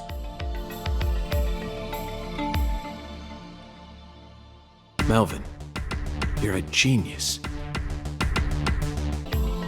Melvin, I'd like to take this opportunity to ask you a personal question.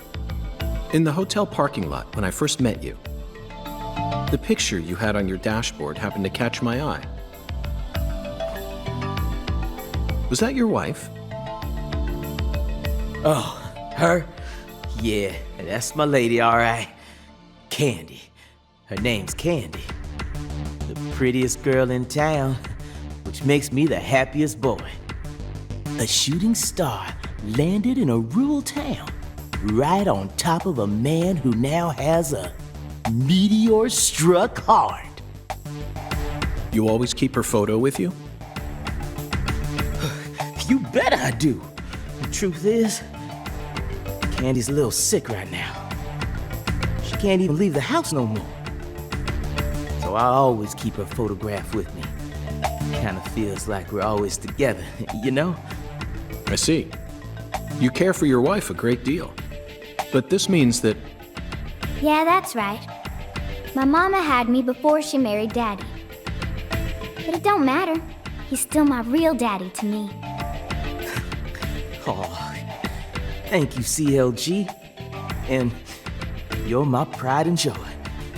well, Zach, isn't this a heartwarming scene? But there's one thing I just can't get out of my mind. Don't you think that photograph looked a bit too old? Perhaps Candy is already... No, let's not think about that. It might be a private matter, just like you, Zach. We're almost to the morgue. The temporary one, at least. You don't need to keep correcting yourself, Melvin. I know, but I'm starting to feel guilty all of a sudden. You know, from an ethical perspective. It just ain't right to store a teenage girl's body in a place like this. Still, rephrasing your sentences won't fix anything at this point. It's a shallow concern, really. Yeah, I know. But shoot, I just felt like the least I could do is try to phrase it better. Whew. Don't bother trying to convince him, Daddy. I've only been working with him for a little while, but I already figured out what his deal is. He ain't right in the head. Whew. The FBI should add a new requirement to their hiring process. Must possess humanity.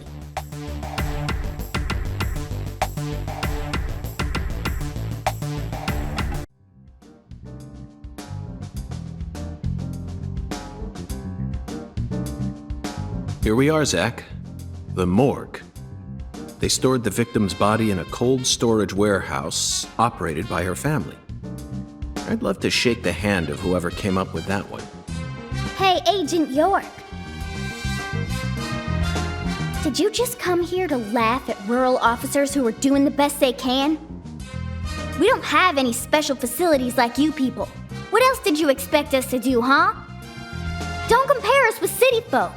This is Lucare. Or maybe you're just disappointed that you didn't get to see the bloated, decomposing corpse of a young girl. Sorry, you're right. I went a bit too far just now. But don't misunderstand. I honestly think it's a fantastic idea. I'd never try and bully your daddy. Better not. Thank you for understanding.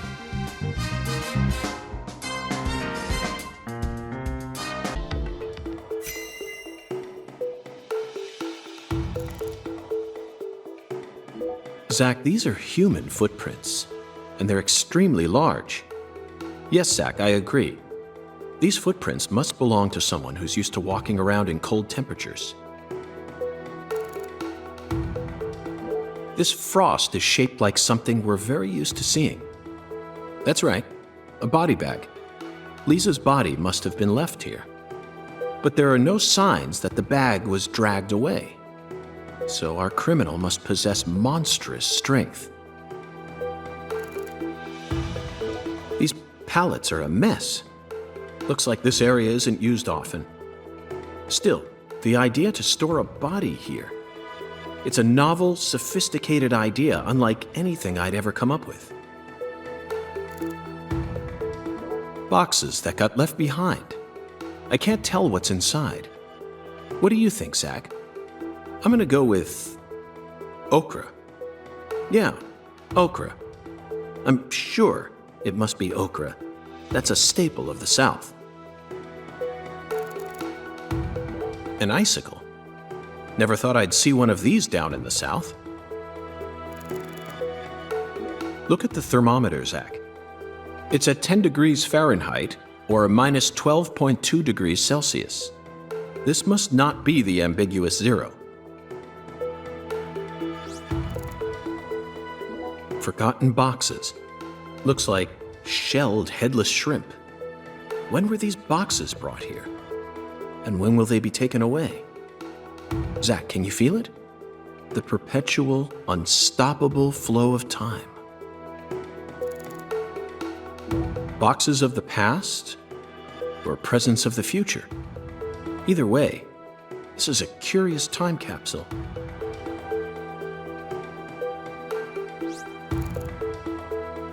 Zach, can you see that? Look closely. That's right. There are 4 imprints in the frost on the top of this. It's hard to believe, but I think these are fingerprints.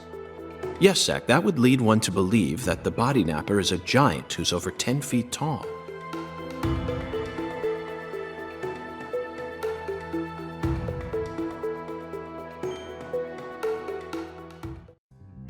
Seems like our flying serpent isn't here. Is this everything, Melvin? There aren't any other rooms in this warehouse? No special rooms? Well, there is the luxury foods warehouse. Luxury foods? Why didn't you say so earlier? Just thought you wanted to see where the body... I just thought you were only interested in warehouse number 2. Besides, it's underground, so it's even colder than this. You sure you really want to go down there? You could darn well freeze to death. All life will come to an end in the icebound zone. You feel me? Let's head there at once. I'm sure that must be where we're meant to go. But what about searching for Lisa's body? All we need to do is find a 10-foot tall man with monstrous strength. That giant knows where she is. 10 foot tall? But finding the flying serpent is more important right now. Now please, guide me to the luxury foods warehouse at once. These luxury foods are most likely being used in local Cajun cuisine. I'm so excited to see what we'll find. Aren't you, Zach? A 10-foot tall giant? All right. Now that one's gotta be a joke. Right, Mr. York? That elevator needs a key, Mr. York. Do you have one? Actually, no. I didn't think you'd ever want to go down there. So I didn't bother to go and get one. Well, then would you go and get one now? Yeah. COG, I know. I'll tell it to him straight. Thing is, Mr. York, you know the Clarksons? The folks who own this place? Well, they don't too much like the police. They sure as hell don't like them when they're my color. It was, real hard for me to get permission to open up this place for you to search through. So they ain't gonna be too happy if I go back to them now, asking for another key. What should we do then? Let's just find a worker here who can lower the elevator for us instead. All they need to do is take a break from their work for a couple minutes. And what am I supposed to do? Just stand here and pretend like nothing's happening? Yeah, you FBI folks are good at that, right? That's always what I see you doing on TV. The elevator won't move without a key, Mr. York. Think you two can go and figure something out? I'll search around here in the meantime. I believe in you. I know they didn't make you a special agent for nothing.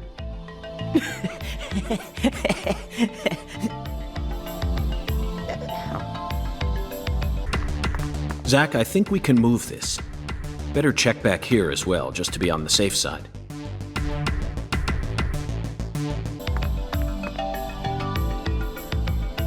Zach, the human ability to adapt is a frightening thing.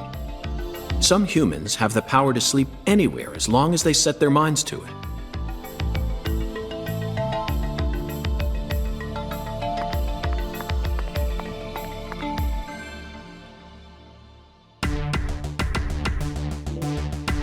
Now we should be able to operate the elevator. No need to worry. This facility no longer has a body to steal. What else do they have to lose? A few cans of crawfish?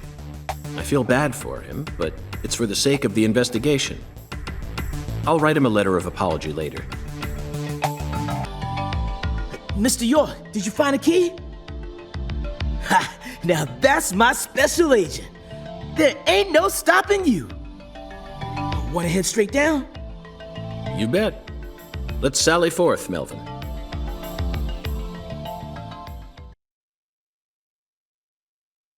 Zach, look at that thermometer. 0 degrees Fahrenheit, or minus 17.7 degrees Celsius. This is the ambiguous zero.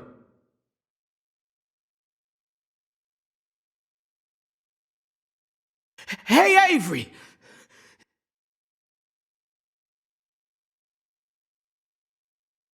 Open the damn door, Avery!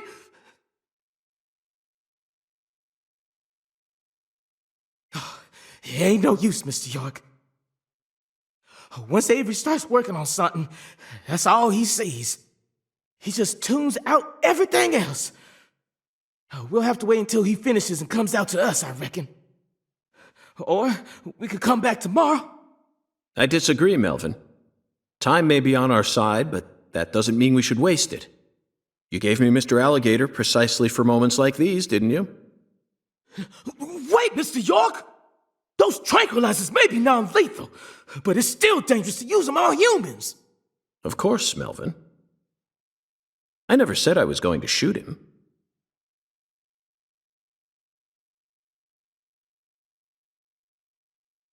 You're gonna shoot some meat to get his attention. I'm right, ain't I?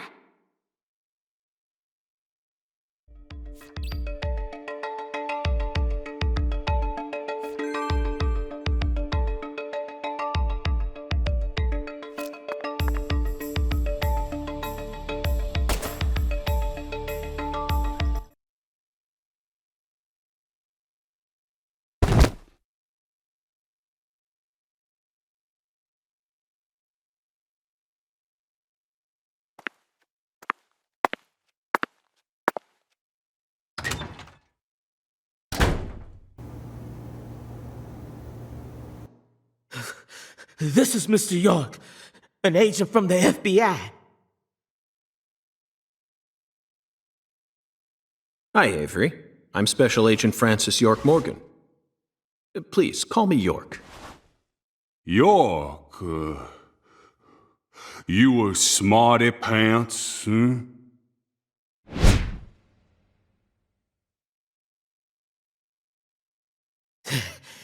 He's shyer than he looks. Come on, just settle down, Avery. Tell him what this here place is for. Lots of expensive food here. Yup. Mighty precious to the Clarksons, so I gotta guard it. I see. So you're this area's keeper. Oh, I help with the research too. I do like research. Research? What are you talking about, Avery? This doesn't look like a lab to me. Oh, ain't no lab. It's a warehouse. Ain't no lab. Smarty pant scientist does the research. I ain't no smarty pants, no. He's a bit slow in the mind, but he ain't a bad guy. Oh. Your story about the giant who carried Lisa out. Don't tell me you think it's him. I mean, it's true that he's free to come and go as he pleases in this warehouse, but... No, as far as I can tell, he's just a bit over 6'5". The one who moved Lisa's body must be at least 10 feet tall. He's clearly too short. Too short, huh? Well, if you ever happen to find a man who makes him look small, I'd sure like to meet him.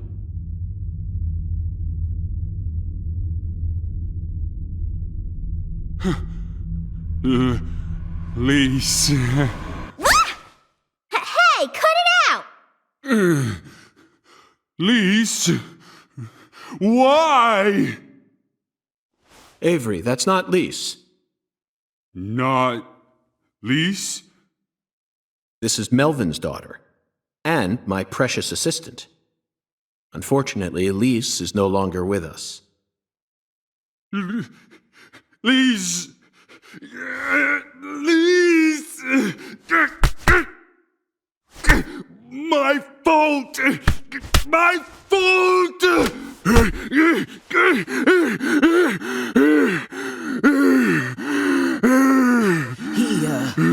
I guess he's sort of like Lise, you know?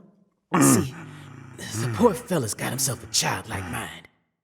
You know how normal kids tease other kids in order to get attention? Well, with this big lug, sometimes folks who don't know him too well see something and end up calling the police. But I know that deep down, he's got a good heart. Hey, Mr. York, I'll keep him busy, but I'd appreciate it if you'd hurry this particular inspection along. Just holler at me if you find anything. I reckon that'll make it easier for you to go do your thing, yeah?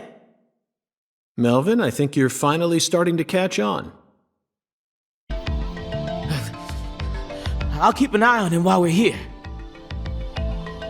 Just relax, Avery. We'll get out of your way as soon as we're finished.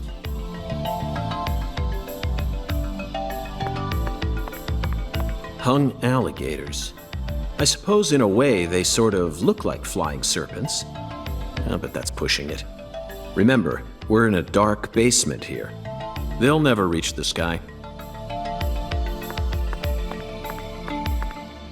And Dewey. Now here's some real Cajun cuisine. The way these sausages are linked up, they almost look like a serpent. But it's hard to imagine them flying. Let's move on, Zach. There are torn-off claws and legs scattered all over the ground. I doubt they'll fly anytime soon. I can't tell which ones are from crawfish and which parts are from shrimp. How about you, Zach?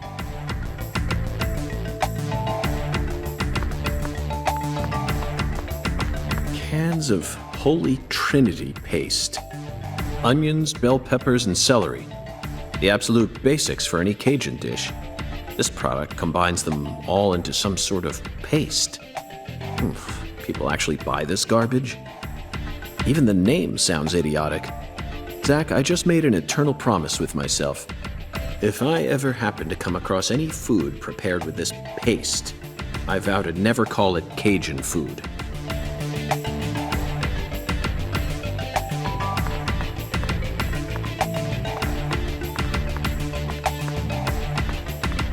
Frozen oysters. Personally, I'd rather have a cocktail filled with fresh ones. We hunt for more materials than we can eat and freeze them over long periods of time. The human race gives terror a whole new meaning.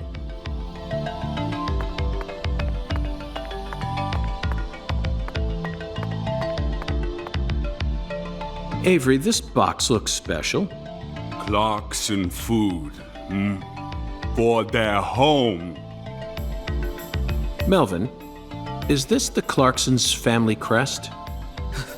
Oh, the dragonfly? Yeah, that's the Clarksons' mark, all right. Ain't no big deal, though. You can find those all over town. Is that so? Well, yeah. They pretty much run all of this town's major industries. Yeah, I do believe they own just about everything there is to own. So their word is law. They got the whole darn town tattooed with their dragonflies. Can't even walk a few steps without seeing one. Zach, this dragonfly is our flying serpent. The flying serpent owns this town. They're related to Lise Clarkson, our victim. And Hungan's oracle pointed us toward their family crest. The Clarksons must be deeply intertwined with this case. Melvin, Patricia, I think I've had enough of this frozen world. Let's head back out to that merciless sun.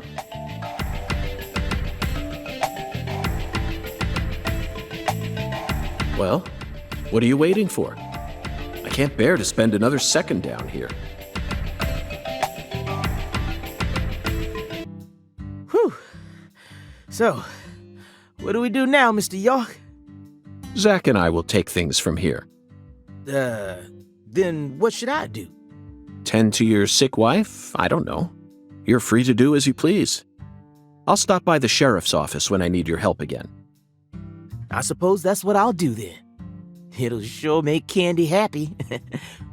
But I am the sheriff of this town, so I do intend to get some work done. I know. How about I search for Lisa's body while you're busy?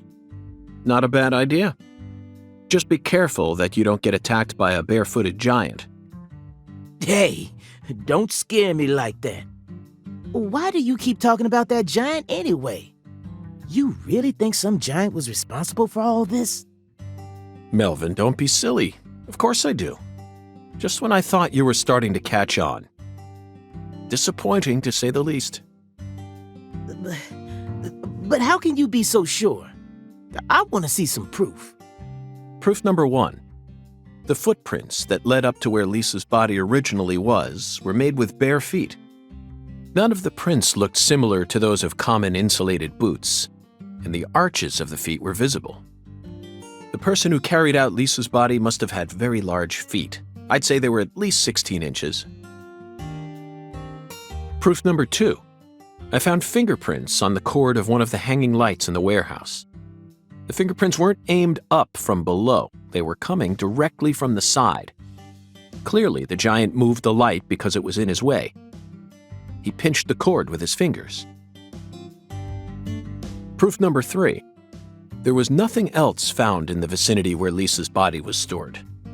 This means the giant carried her out without dragging her across the floor. But there's only one set of footprints. The only conclusion I can draw from this evidence is that a barefooted giant standing over 10 feet tall carried Lisa's body out. That concludes the entirety of my proof. Any objections, Melvin? But there ain't no way a human could ever be that tall. Have you seen every human alive with your own eyes? Well then, you need to forget all your preconceived notions when embarking on an investigation. Whether you come face to face with a 10-foot giant or a skeletal gentleman, you always need to accept everything that comes to you with a clear mind. Do that, and eventually the truth will reveal itself to you. You're a smart kid, I'm sure you understand. Well, I'll be damned! I'm sorry I ever doubted you, Mr. FBI Special Agent, sir. A sharp eye and flawless observational skills, uncovering the truth with a heady intuition. I won't ever question you again. Heck, I'll do whatever you say. That's it, Melvin. I'm glad you finally caught on. Okay, time to go, Patty. You know this town well, so I'd like you to accompany me from now on. Patty?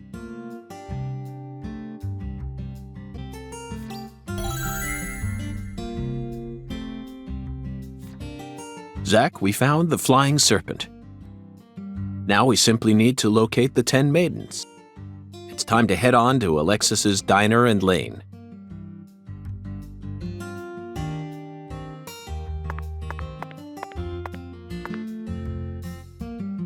So you clearly love TV shows, but what about movies? Movies? We don't even have a movie theater around here, so I can only watch what I manage to catch on TV. Like what? For some reason, the only movie channel we get at home is the sci-fi one, so I just watch a lot of sci-fi. Like what? What's the last one you saw? The one with Schwarzenegger, where there's all these clones. The Sixth Day, 2000, directed by Roger Spottiswoode. You must be very well versed in sci-fi if you can appreciate an Arnold S. film. I thought it was way too easy for them to make more clones. And you'd never see a clumsy investigation like that on CSI. That's right. It's realistic. Everything about that film is so realistic It may be difficult for a child to understand. But, Patty, that's not your fault. All of Arnold S.'s films are filled with hyper-realism, you know. On top of that, Roger Spottiswoode is a director who excels in dealing with hardcore subject matter. Turner and Hooch, Stop or My Mom Will Shoot. Each film features one of the toughest tag teams you'll ever find. I can see why it's beyond you, though. No, what I'm trying to say is, Schwarzenegger's character was just a pilot, right? Why was he so strong? It's okay, Patty. You don't need to try and act like an adult to impress me. I didn't understand the charm of Arnold S. films when I was your age either. You need to take your time and slowly reel the film in. Do that, and Arnold S. will greet you with a big, warm smile. Whatever, just stop calling him Arnold S., okay? It's irritating me. Zach, she's at a sensitive age. We both know full well that this is the official way to refer to the film star, but she isn't used to it, so it's bothering her. When in Rome, Schwarzenegger will greet you with a big, warm smile. Zach, my mouth feels weird. How many fingers do you think we'd need to count the number of people who actually call him Schwarzenegger? We'll just have to stomach it for her sake, Zach. Patty, we're investigating here. I think it's about time we cut the chit-chat and got back to work. What? You're the one who brought it up, and you hardly even let me say anything.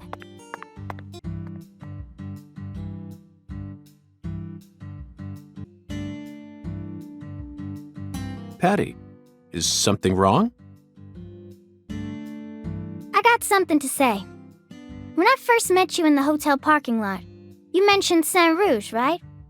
If you want to find it, maybe you should track down Professor R. Professor R? Yeah, Professor R owns the jazz bar on the other side of the bayou. How do you know that? Because. Because, huh? Interesting.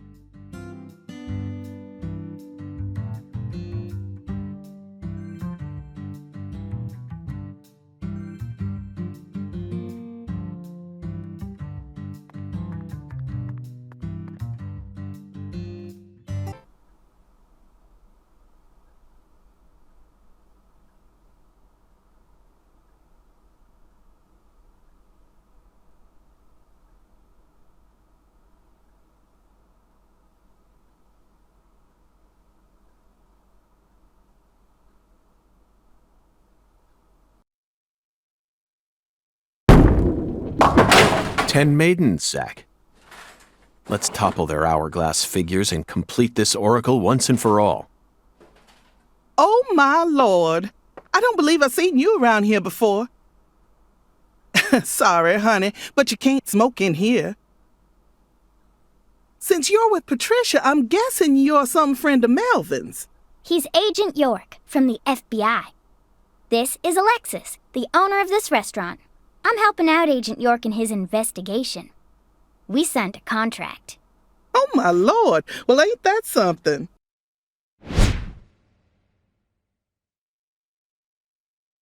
I'm FBI Special Agent Francis York Morgan. Please, call me York. Everyone's always called me that. Oh, my Lord. Well, that's got to be the strangest introduction I've ever heard. No wonder everyone in town's been talking about you.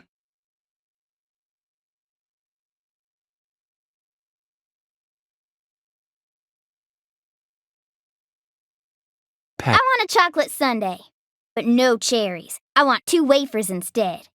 Don't put too many Rice Krispies on it. Oh, but don't scrimp on the chocolate syrup either. Oh, my Lord. And what'll it be for you, honey? Alexis, are these photos of the town? Oh, you like my pictures? My hobby's collecting snapshots of what our town used to be like. So whenever someone gives me an old picture, I just put it up here on display.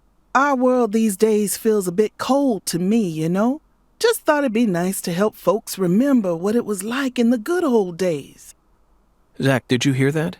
The good old days. Even in a remote town that's already far behind the times, there are still people who yearn for the past. She told me what was going on, you know. What? Lise, you don't need to try and hide it from me, honey. Last time she came here, she told me all about it. Some odd fella was following her around. stalking her like. What kind of fellow? She said he had a really tall shadow, How tall? as tall as an oak tree. Did that ring any bells for you? Sadly, it didn't. I know just about everyone in this here town, but I ain't never seen a man who stands that tall. Maybe it really was an oak tree and she just mistook it for someone. Sometimes the silhouettes of them trees, with lots of Spanish moss hanging down, make me feel a little funny too. I don't think so, Alexis. Lise said the shadow was following her, correct? That means she must have been stalked by a man as tall as an oak tree. If she had only mistaken an oak tree for a person, she wouldn't have described it that way. She might have said, It felt like a crowd of people was staring at me. Yes, exactly. She certainly wouldn't have talked about being followed by someone. Thank you, Patty. Zach, this data is all very intriguing, but it isn't the answer we're looking for. We came to knock down the 10 maidens, remember? Oh, yeah! Booyah!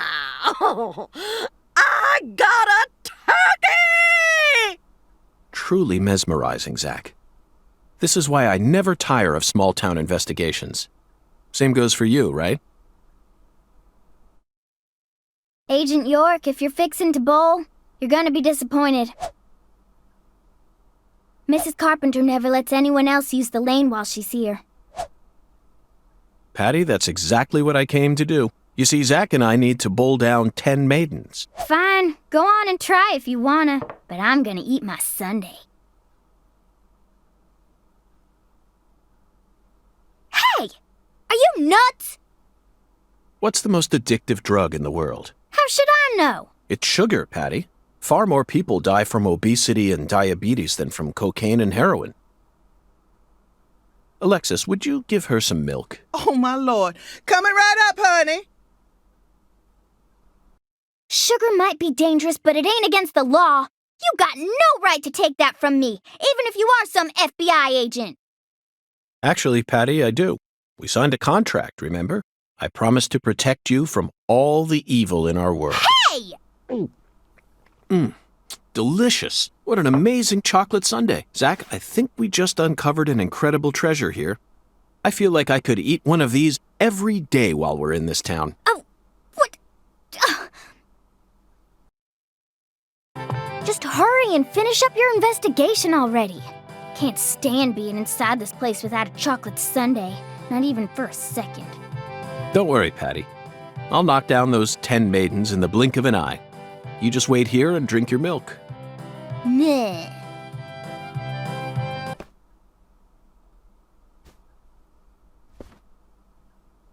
Excuse me, ma'am. Oh, howdy, stranger. My, you're a handsome one. You came out here from the city, didn't you? I can always spot you city folk from a mile away.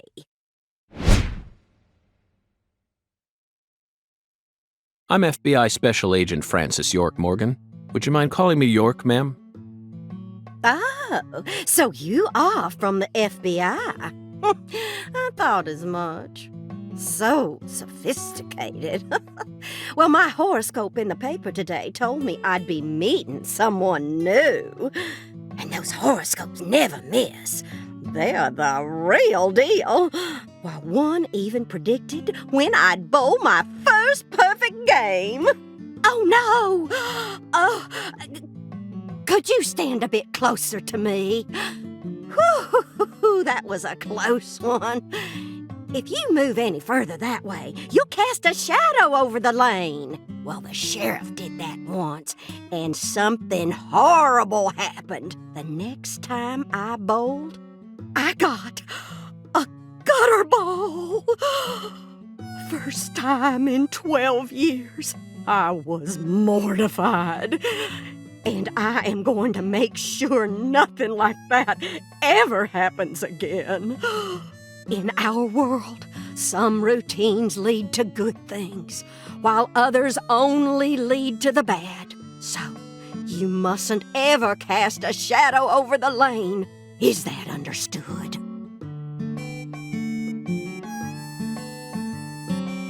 It's her routine, Zach. Understand? Just like us and coffee. Incidentally, ma'am, would you mind letting me use this lane too?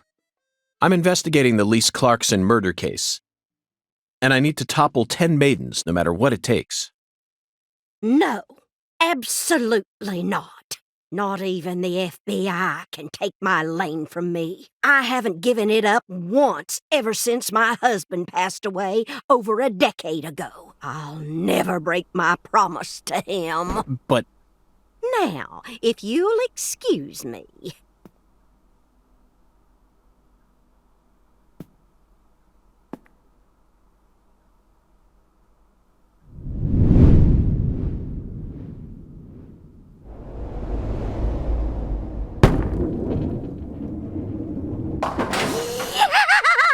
Ooh, you like that? That's what I'm talking about. Who's your mama? Zach, it looks like negotiations have failed. Now I'm afraid we have no choice but to force her to let us use her bowling lane. Yes, I know. I won't do anything illegal. Excuse me, Mrs. Carpenter. Stop! Not now! Can't you see I'm already in my bowling stance? What, are you blind?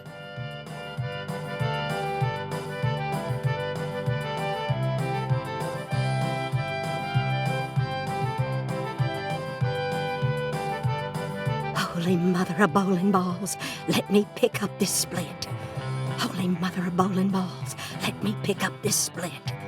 Holy Mother of bowling balls, let me pick up this split.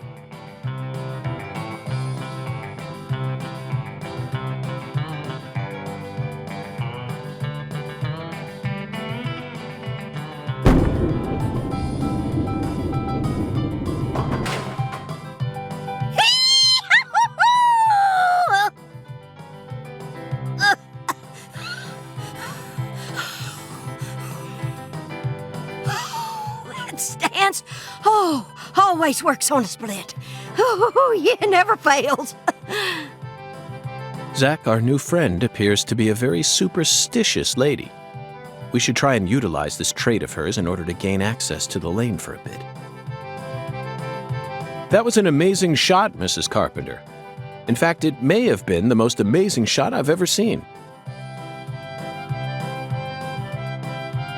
Speaking of which, where did you happen to find all those neat little items? The ones you used to help you bowl that split just now. Ooh, you got a keen eye there, Mr. Special Agent. Taking a liking to my collection, have you? Oh yes, a great liking. I buy all my charms and power stones from Erzuli Frida. Erzuli Frida. Yes, it's a mystical establishment run by the Mirror. The Mirror? If you're interested, I can mark it on your map for you.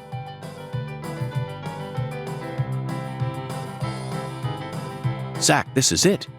Erzuli Frida. There must be a treasure trove of dubious trinkets on sale there. We may even be able to find something capable of changing her mind. It really feels like we're in the deep south now, doesn't it?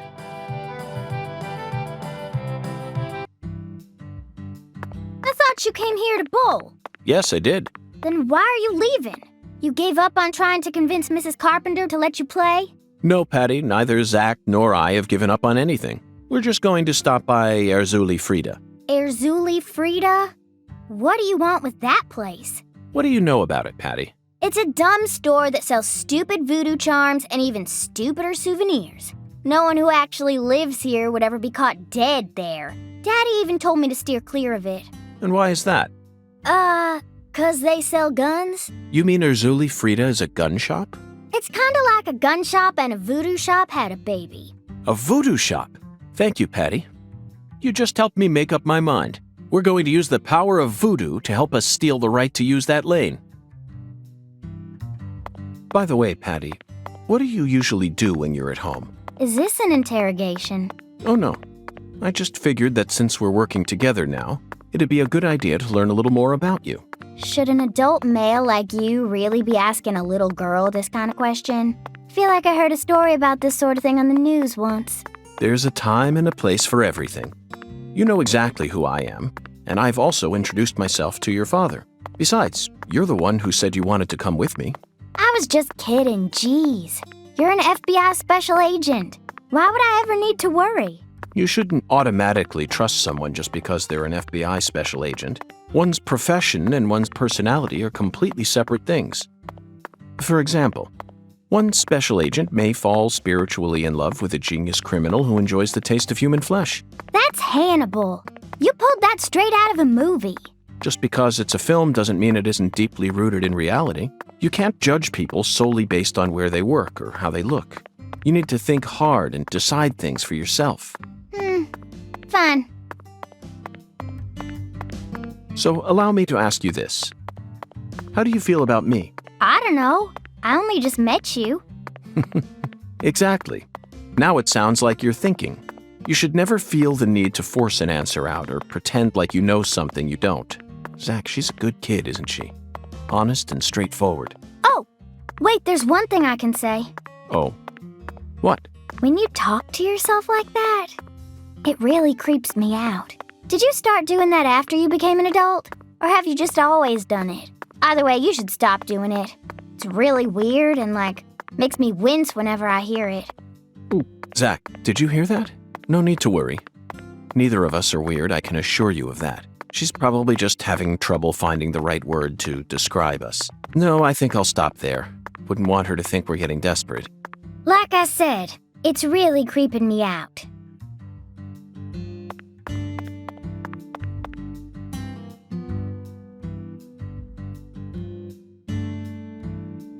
A voodoo shop. It's a voodoo shop.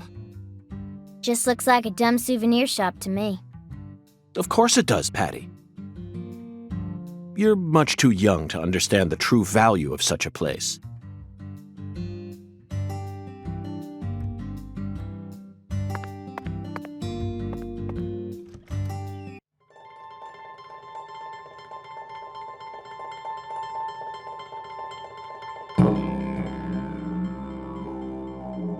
This is all kid stuff. It's just a bunch of charms. I'm allowed to watch TV and go on the internet, but I ain't allowed in here? My daddy makes no sense sometimes.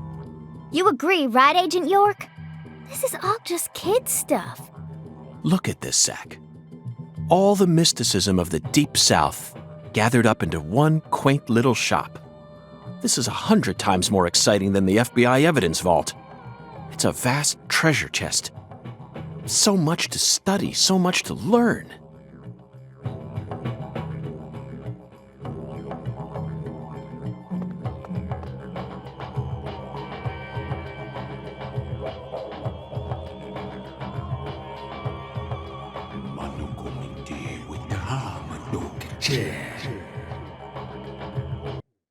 Thou art a seeker, and I see the object of thy desire.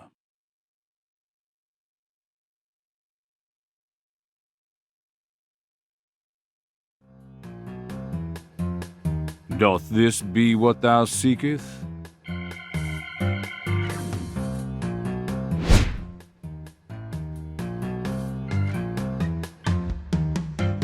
I could sell it to thee now.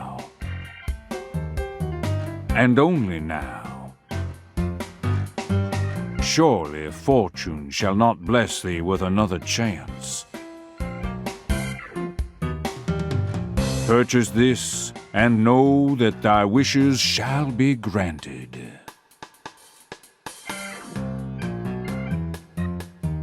That's crazy. Even I can tell you're getting cheated, Agent York.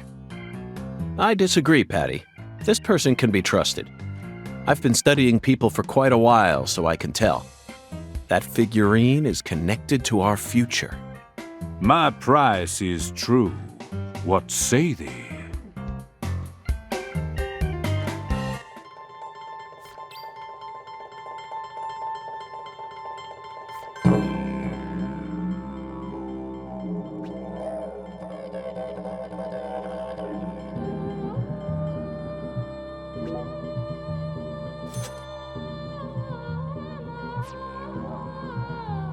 I'll buy it. Thou art a man of refined taste. I am loath to part with it, but 'twould be a fool's errand to keep it from such a keen-eyed soul. What's wrong with you? No normal person would ever buy a piece of junk like that, not even at a garage sale. Marvelous, isn't it, Zach? What a treasure. I can't wait to use it. Use it? Where? How? Isn't it obvious, Patty? I'm going to put it in front of Mrs. Carpenter's house. In front of her house? Yes, I'm sure this figurine will stop her right in her tracks. And that'll give us a chance to finally topple the 10 maidens. Are you serious? Of course I am, and so is Zach. Aren't you? I'm seriously wondering if I should quit helping you out with this.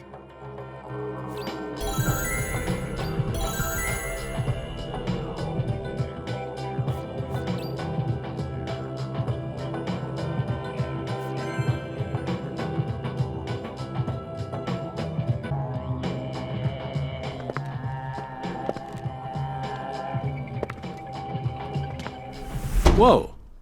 That was close. Well, look at you, all standing there like you're expecting me to apologize. It's your fault for not paying attention.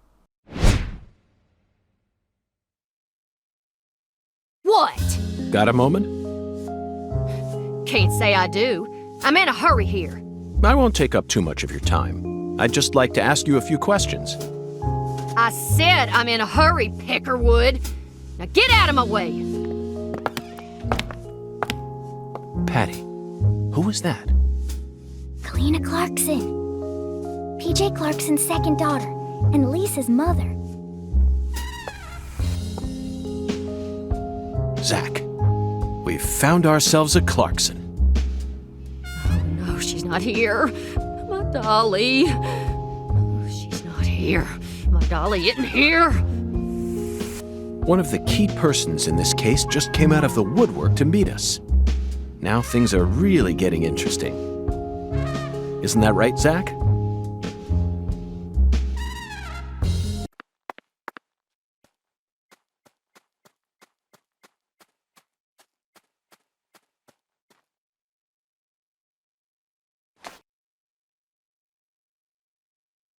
Yes. Perfect. Oh, my dear lost lamb, what are you doing there? Oh, this? This is all part of the Lise Clarkson murder investigation. Something important, Oh, yes. Very important. I'm FBI Special Agent Francis York Morgan. Please call me York. That's what everyone calls me. But what should I call you? I'm Tyrone Sanders, pastor of the Lucare Evangelical Church. And what business does a pastor like yourself have in a place like this?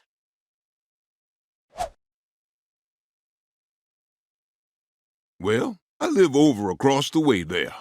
Do you have an intimate relationship with Mrs. Carpenter? What? Why in the world would you suggest such a pitiful thing? Lordy, Lordy. How could I ever become intimate with one who is so devoid of faith? After she lost her husband, she stopped coming to church. All she does all day is bowl. She even pruned the shrubbery in that pitiful fashion. Yes, truly pitiful. And did you see that hideous ox of a dog she owns? Pitiful with a capital P. I tried speaking with her, but she shows no intention of changing her ways. Yes, I fear she never lends an ear when the good Lord reaches out to her. Indeed, I pity her from the bottom of my heart. So you've been spying on her out of pity? Spying? I'm merely awaiting the chance to lend her a helping hand. You'd best be careful, too. This town harbors much more danger than you're aware of. If you ever find yourself in need of salvation, feel free to stop by our church whenever you like. Our church also functions as a clinic. Someday, you may need our help. Zach, did you hear that? Pitiful. Try saying that to someone in the city. They'd instantly slap you with slander or defamation charges. You'd be up to your neck in court papers. I doubt I'll tire of this town anytime soon. We should consider stopping by that church whenever we get a chance. Sorry for the wait, Patty. Whatever. Is Mrs. Carpenter here? No, she hasn't come in today. Everything's going according to plan. It's time to knock down the 10 maidens, Zach.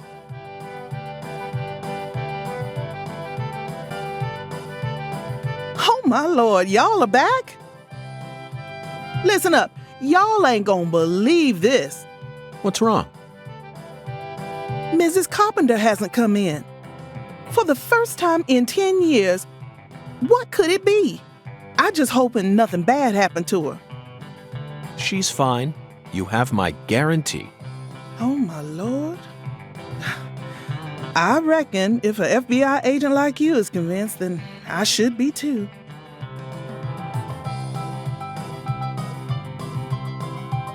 What did I tell you, Patty? Value is a relative thing. We needed to find that figurine, no matter the cost. You really wanted to bowl that bad? They don't have bowling alleys in the city no more? Wrong, Patty. I have absolutely no interest in bowling. Tossing a heavy ball at lined-up pins? Where's the fun in that? You can't even call this a sport. It's a game for cavemen. Nonsense. Utter nonsense. Then can I throw the ball instead? Absolutely not, Patty. This is part of the investigation.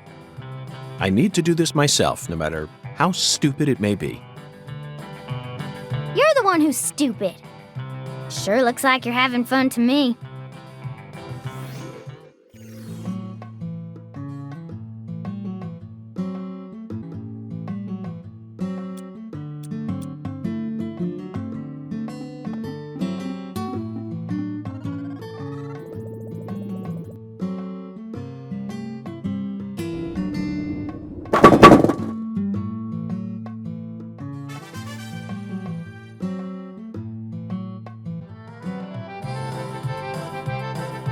Oh, looks like I finally earned myself a rival.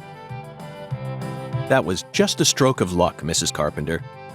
Despite how I may seem, I've never been any good at any of the ball-based sports that exist here on our planet. Oh, no, you can't fool me. I can tell the FBI's giving you very special training. If I gave you a few lessons on top of that, I'm sure you'd be able to go semi-pro. Semi-pro? That's right. That's what I said. Not pro, but semi-pro. Yes, semi-pro. You'd never be able to go pro. You don't have what it takes. You could become a semi-pro if you tried really hard, though. Well, I guarantee it. Come back and see me when you feel like giving it a try. I'm sure my husband would forgive me if I let someone like you borrow my lane. Well, we gotta give youngsters a chance to grow. That's what we always say. I could actually go semi-pro? I'd take her words with a grain of salt if I were you. Patricia, I can understand why you'd be envious of my talents. But you don't need to worry. You have your own unique talents, just like any other person. You shouldn't have to feel inferior every time you look at me. You're unbelievable. You sure you don't need to get your head checked out? It's so strange, Zach. I feel like I'm discovering a new side to myself. By the way, Mr. Special Agent, you said you're investigating the Lise Clarkson incident, yes? In that case, there's something you should know. That poor girl, Lise, she was a druggie. And she was into the really bad stuff. Red powder. Oh, no wonder the FBI picked you. You already figured out that much. Well, the reason Lise turned into such a little hoodlum is because of her mother, Galena. Galena? Mm-hmm. A mother only in name. Oh, as far as I'm concerned, she's still nothing more than a child herself. Oh, dressing up in fancy clothes, always out on the town somewhere. Children giving birth to children. If these aren't the end times, well, I don't know what is. Oh, and they were always cooped up in that jazz bar.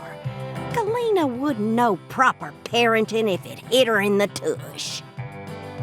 Zach, the jazz bar. We first heard about it from Patricia. It must be deeply connected with this case. And the red powder. It must be Saint Rouge. Following the Oracle and felling the 10 maidens sure paid off, didn't it? So, Mr. Special Agent, are you all finished here? Yes, Mrs. Carpenter. Thanks to you, I've gotten a new lead. Oh. Then how about you mosey on and let me get back to my bowling? I need to bowl my first game of the day or else I'm gonna get rusty.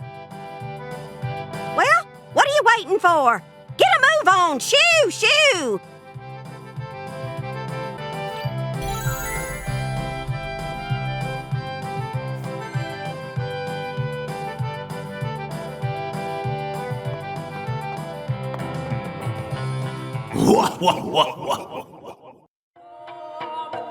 When the sun awakens, catch the tip of the baby bear's tail at the false altar.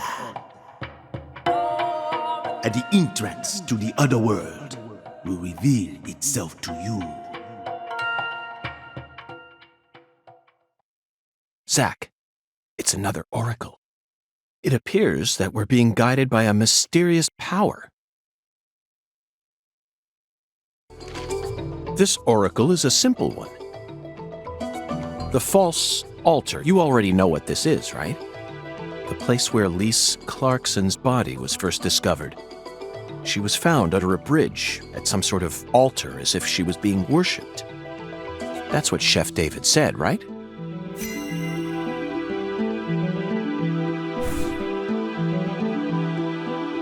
When the sun awakens refers to dawn, of course. And the tip of the baby bear's tail is the North Star. At dawn, look straight to the north from where Lisa's body was found. On the surface, this oracle may seem tricky and convoluted, but it's still mere child's play. Pathetic.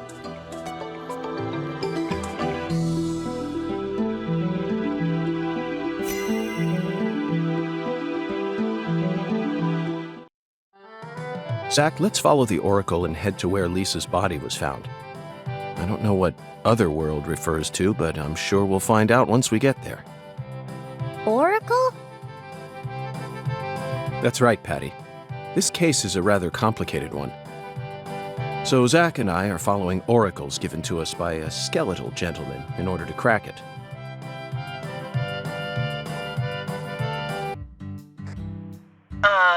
This is Lucari Tiger. Do you read me? Over. Lucari Tiger to DC Eagle. Do you copy? It's Daddy. Hurry up and answer.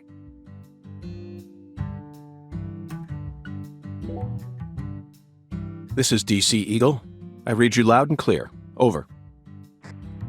Oh, good. Mr. York. I'm sure glad you picked up. There's no point in using code names if he's just going to say my real name. Mr. York, can you hear me? Hey, Mr. York! Oh, right. Over. DC Eagle to Lucare Tiger. Is something wrong? Over. Mr. York, I got something I need to tell you ASAP. Just sit tight and listen, okay? Over. Roger, Wilco. Go right ahead. Over. I just happened to overhear some of the Clarksons talking on another channel. Apparently, Lisa's mother's been missing since early this morning. I reckon it might be related to the case, so I wanted to let you in on it right away. Oh, over. Lisa's mother. You're referring to Galena, the social butterfly? Over. Another special agent slam dunk. So, you already did a little research on her, huh? That's right. The one who's gone missing is the younger of the Clarkson sisters, and our town's queen of the night.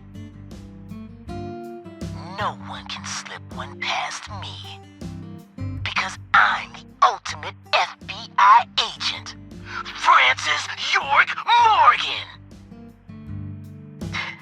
My proverbial hat goes off to your investigative skills, sir.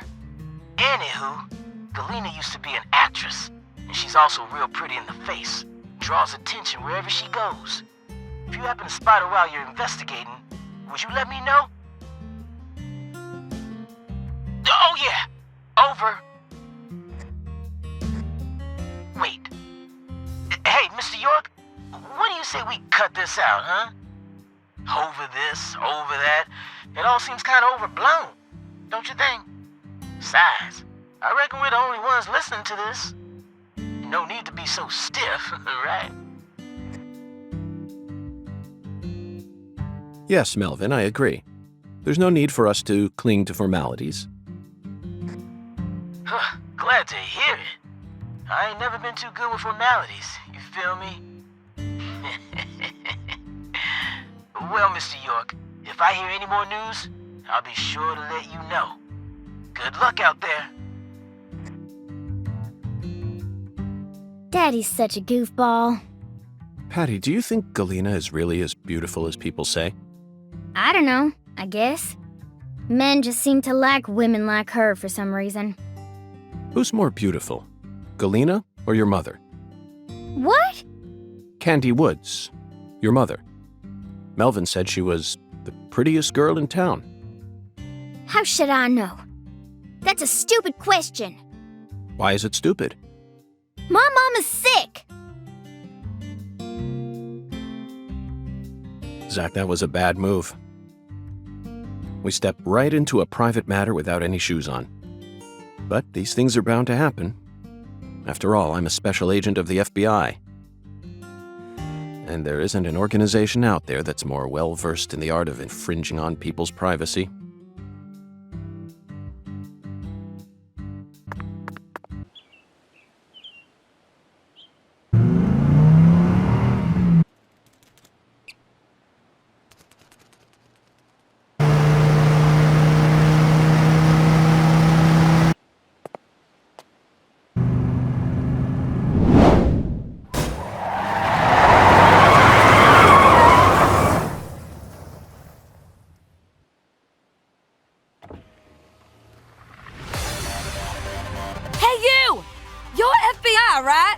And who might you be? I'm Raven, but around here they call me the Speed Witch.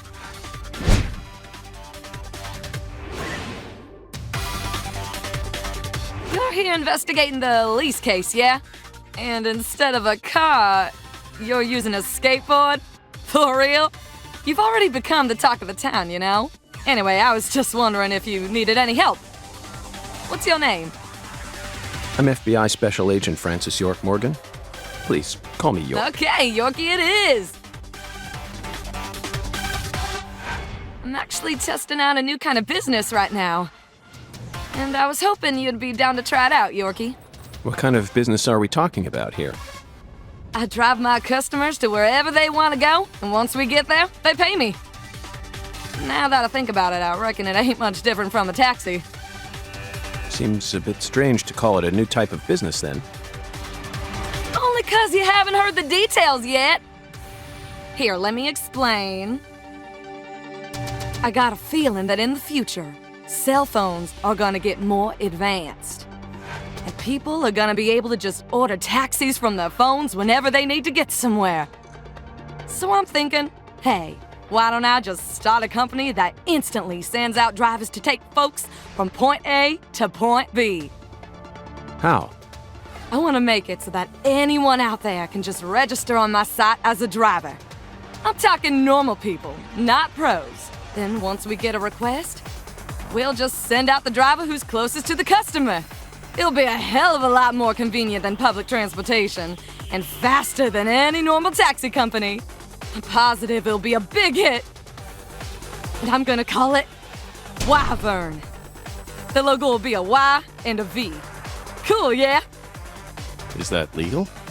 Beats me. But if I hire them all as independent contractors, I reckon it'll work out. See, that means each driver and customer will be bound by their own private agreements. My company will just provide them with a platform to hook up. Squeaky clean, right? Now, here comes the fun part. I want to help you get around while you're in our town, Yorkie. For a fee, of course. Keep an eye out for my balloons.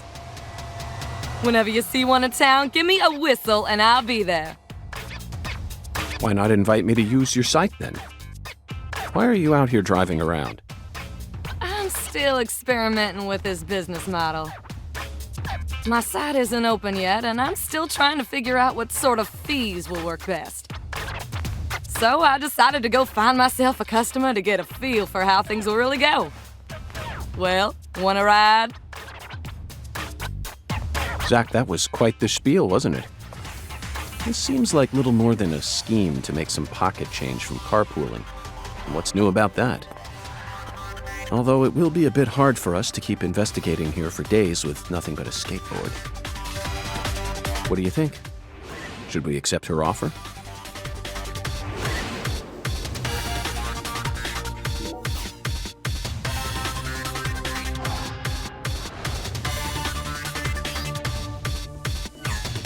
That's what I'm talking about. Come on, get in, get in.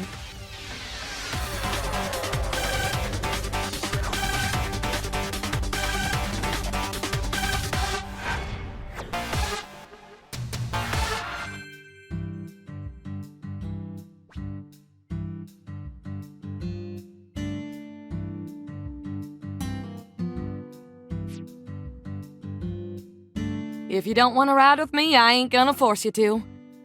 But if you ever change your mind, just give me a call. I'm always ready to get out on the open road. Sure thing. Wyvern, the new cutting-edge transportation service. We'll come to you, wherever you are.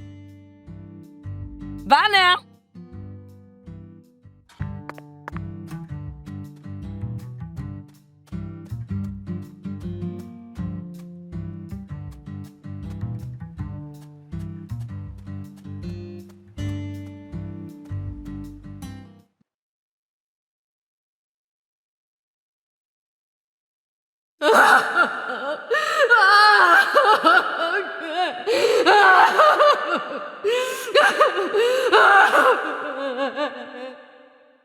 This is how it has to be. Why did the perpetrator decide to enshrine Lisa's body here?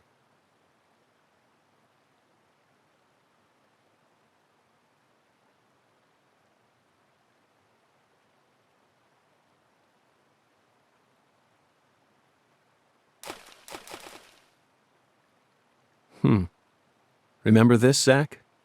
Stone skipping. We did it all the time when we were kids. For some reason, I could never beat you. But I feel like I've got what it takes to win now. What do you say? Shall we take a trip down memory lane?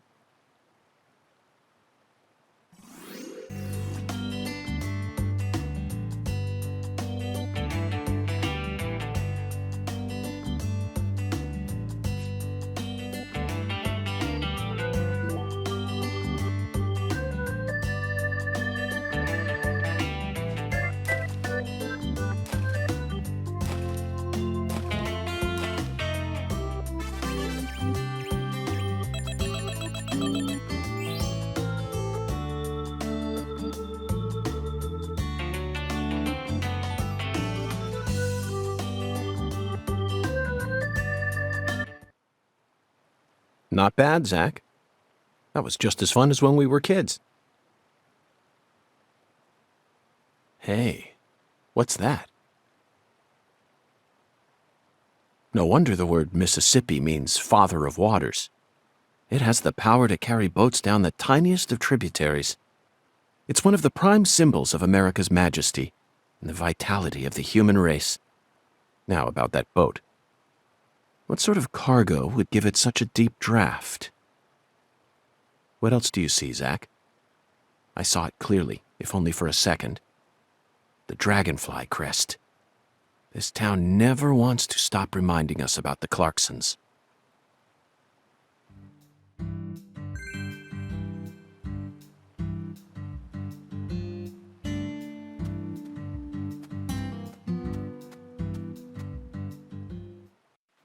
Hey, Zach. Do you remember the oracle?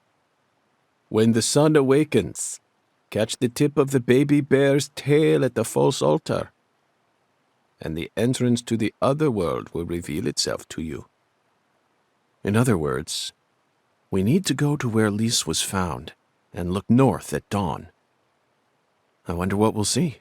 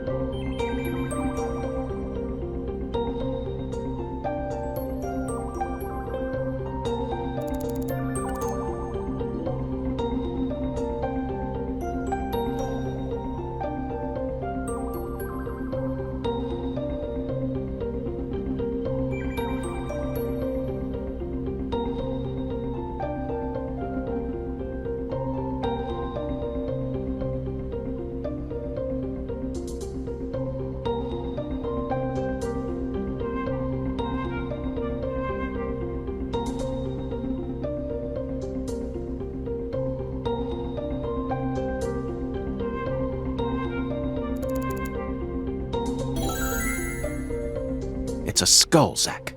As clear as day. That's the spot. The barrier between our world and the other world. One might call it a singularity.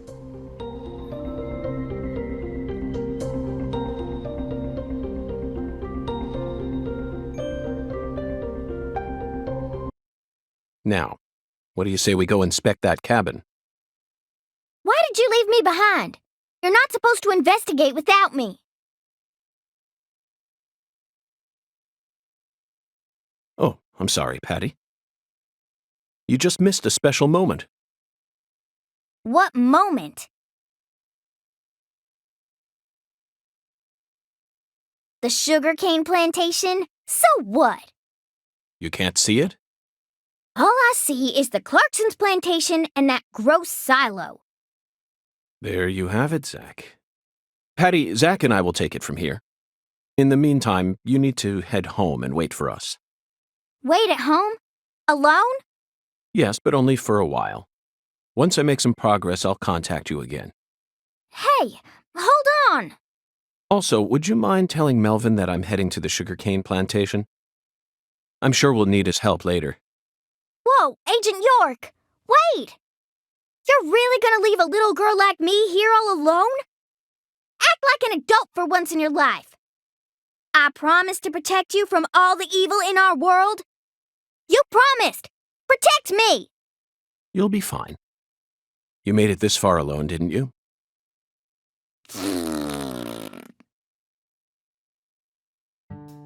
Oh, if it isn't Agent Morgan. How may I help you? Are you angry with me, Patty? I don't know what you're talking about. Oh, good. In that case, please return home at once.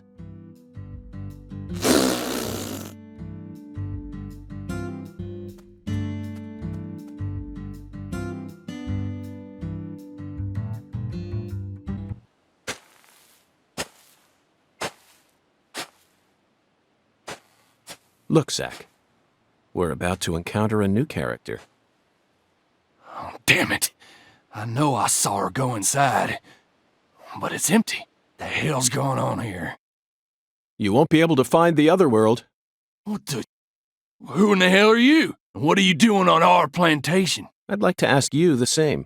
Well, Hey, shut up. This ain't got nothing to do with you. I see. Well, if you don't want to tell me, then I have no choice but to guess. You just said this is our plantation. I assume that means you're a member of the Clarkson family, and you're here looking for someone. If there's a search being conducted on Clarkson property, it must be a search for Galena Clarkson, who's gone missing. Judging from the way you speak, your age, and most of all the color of your eyes, you must be Danny Clarkson, the father of the victim, Galena's husband, and the manager of the cold storage warehouse. Nice to meet you. I'm FBI Special Agent Francis York Morgan. I'm here investigating the Lise Clarkson case. Oh, and just call me York. That's what everyone's always called me. You think I give a shit? You better watch your mouth or I'm liable to whoop your goddamn ass. Your daughter was taken from you, and now your wife has gone missing. No words can describe what you're going through. I imagine you're doing everything you can, searching every last nook and cranny all over town. But, Danny, listen to me. It won't get you anywhere. No matter how hard you search, you'll never find them. The fuck is with you? You want to throw down with a Clarkson? Absolutely not. I simply wish to solve this case. Then hurry up and investigate, goddammit. I am. That's why I'm here. The Oracle told me there's something in this spot. Oracle? That's right. Zach and I are following oracles given to us by a skeletal gentleman. If you wish to find the person who killed your daughter, you should cooperate.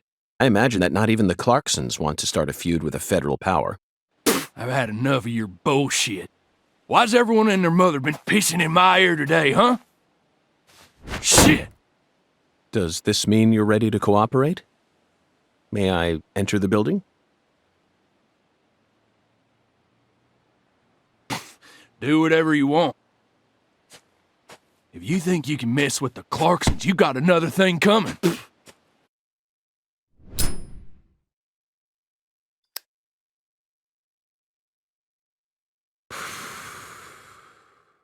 Zach, it appears that the Clarksons have no idea where Galena is either.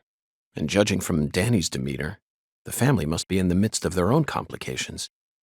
This case may require more work than we think.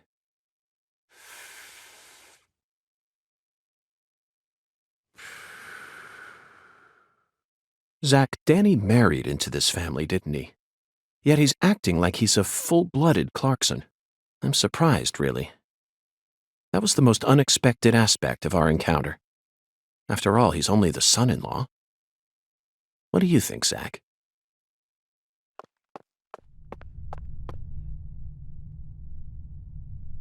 This is it, Zach. A deadly premonition. You know, for some reason I'm getting butterflies. How about you? It's time we went and saw this other world for ourselves.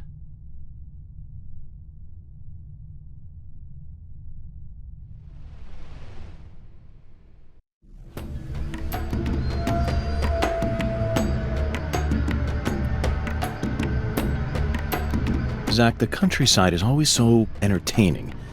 It has far more stimuli to offer than the big city.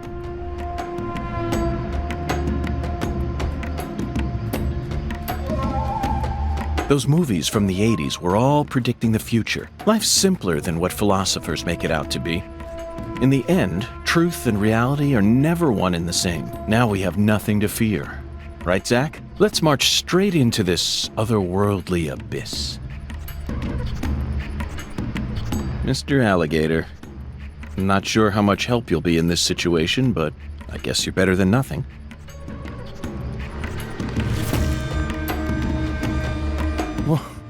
What the? Zach, I don't even need to say it, do I? This is right out of that movie. Videodrome, 1982, directed by David Cronenberg. At the time, it was seen as a hard movie to digest for normal moviegoers, but now it's become a cult classic. I always just saw it as another weird Canadian movie, but this changes everything. My arm and my gun have become one. Now I can really understand what Max was going through.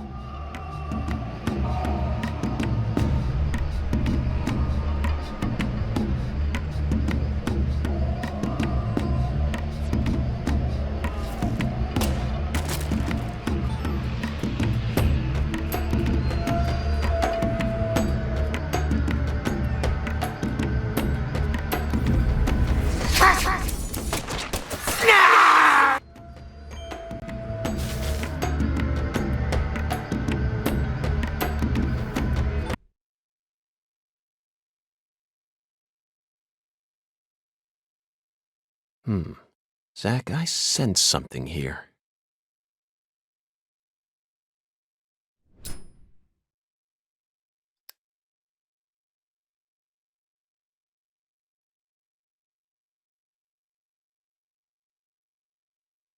Lise was murdered here. Let's take a closer look and find out exactly what went on.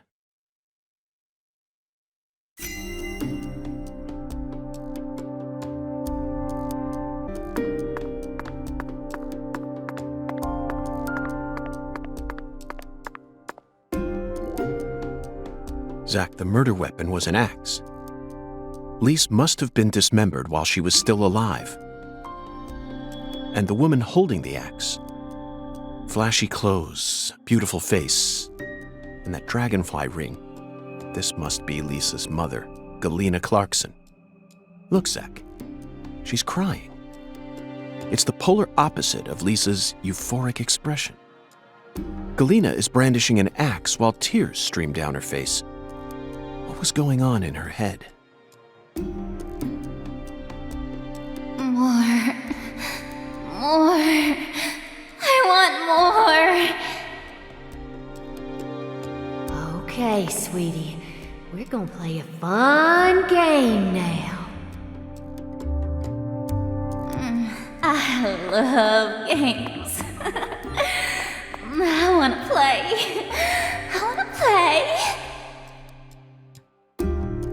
Yes, I'll give you exactly what you want.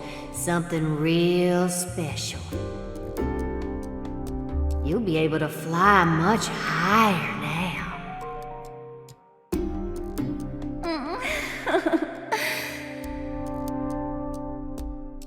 I'm happy. So happy. Yeah. I'm your mama. I know exactly what you want.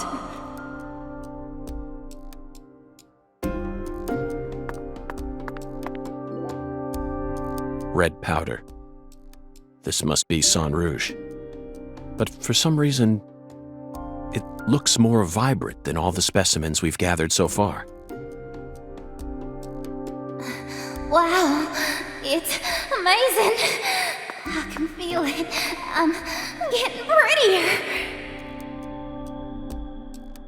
Yeah, you are. See, I made this just for you. My body's getting hot. So hot. I'm burning up. Let the sensations take over, Lise. Soon you won't feel any pain. You won't feel anything at all.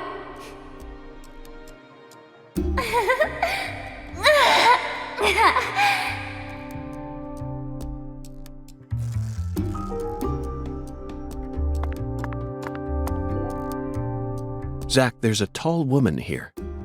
Very stylish. She'd stick out like a sore thumb in this town. Is she watching the murder?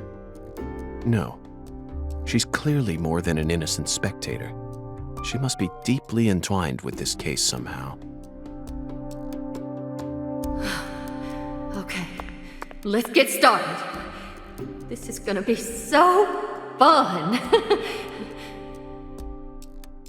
Remember how you used to play with dolls when you were a baby, honey? Yay! I love dolls. Dolly, dolly, dolly!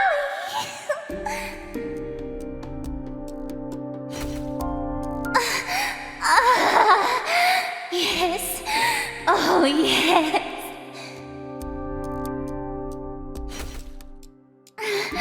You're amazing. I love you, my little dolly.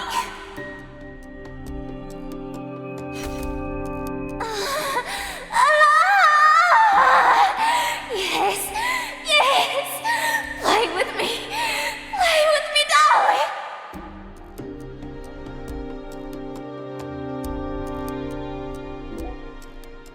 Zach, Lisa's limbs were severed while she was still alive.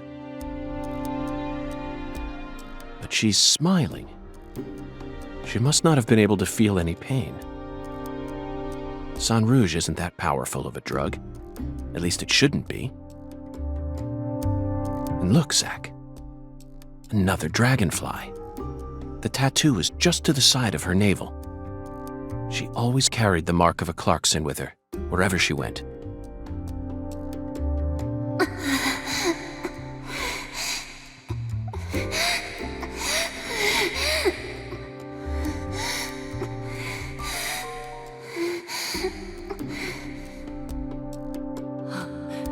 Lise, you're so beautiful.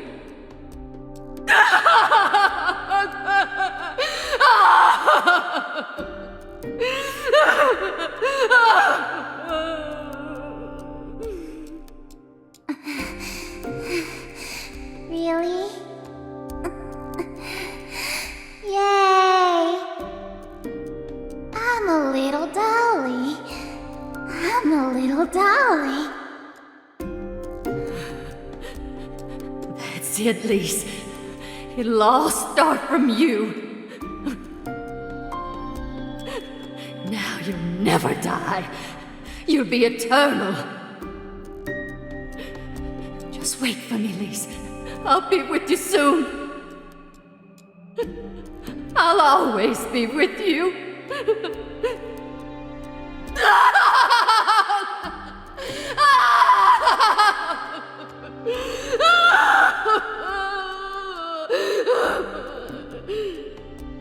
Dolly, dolly, dolly, dolly.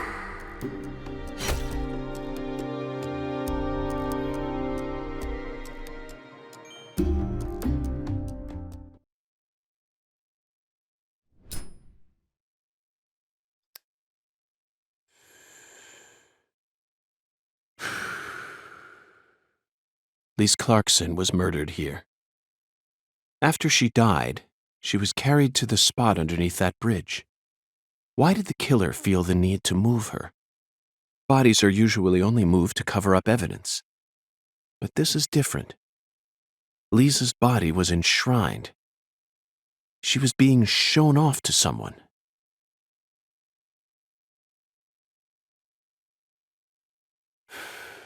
the ritual, the altar, a mother killing her child, a monstrous giant, and a mysterious, stylish woman.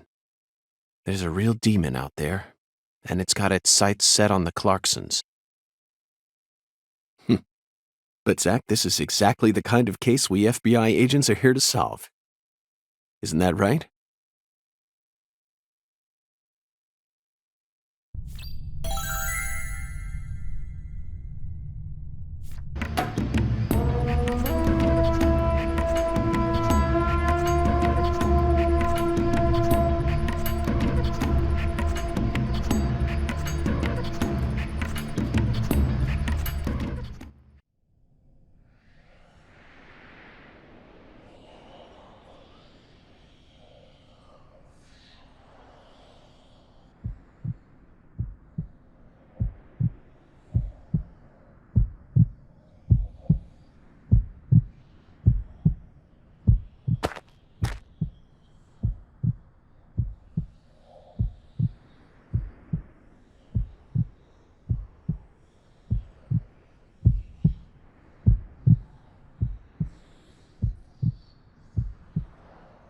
Did it. I really did it. I finally completed the first ritual. Now the plan will begin. The Red One's plan will begin. Zach, this case is going to be a labyrinth. I certainly didn't expect to run into a monster like this. Honestly, I'm not one for violence, but I'm not just going to stand here and die. What do you think? Should we read off her rights? Now, it's the Red One's turn. The Red One. Soon. And in the end, we'll be together. Together.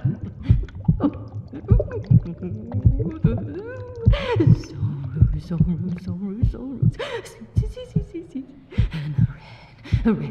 Oh, see, it's red. Oh, yeah. I killed Lise. I did just as I was told. I killed her. So pure, adorable, and beautiful. I killed my own baby. Lise, you son of a bitch! What did you do to my daughter?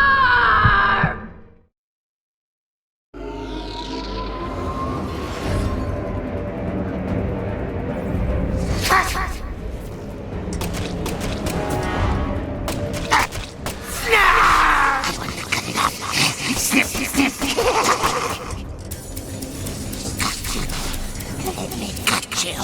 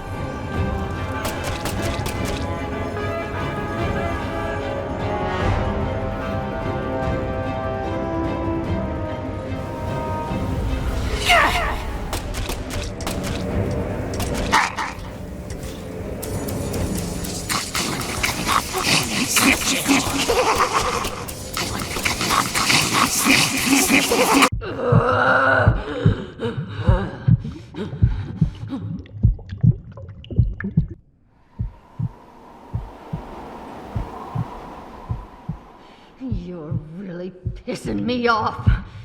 I'm invincible now. Holy red seeds protect me. So then why? What are you? No, it can't be. You came here to stop our plan? You can't stop us now. We already made our sacrifice. You don't know how much we sacrificed. How many tears of blood we cried. All for the Red One's plan. We've come so far. The Red One gave me the honor of lighting the flame. I'm not gonna let you stop me here!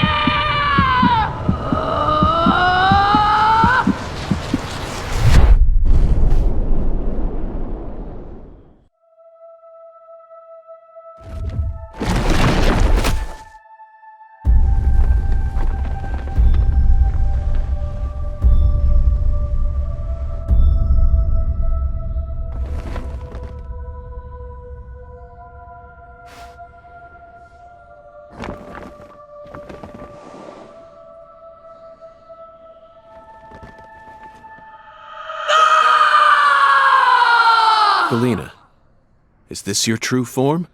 Gosh, Hollywood would have been all over you. Although you probably would have been typecast as a gross monster. The kind that heroes always kill. We're going to make a new world! And no one's going to stop us!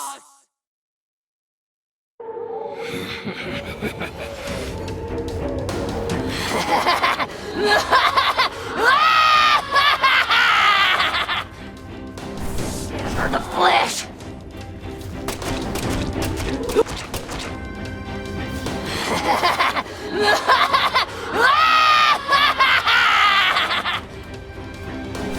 Snap the tendons!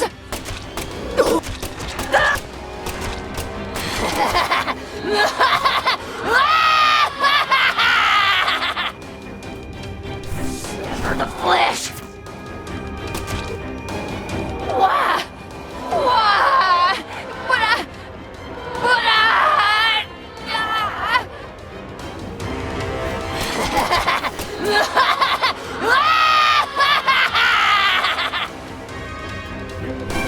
Feel my pain!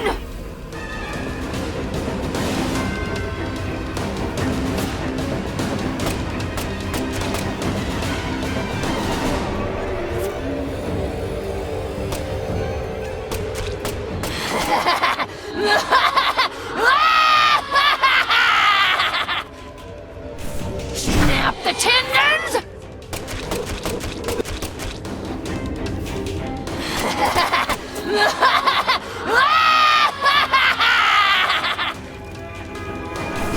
For the flesh! No! This can't be happening! Now!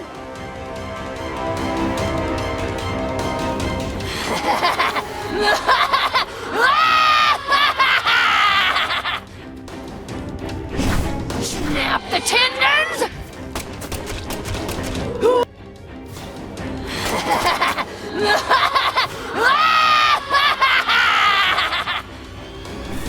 Mutilate your feet!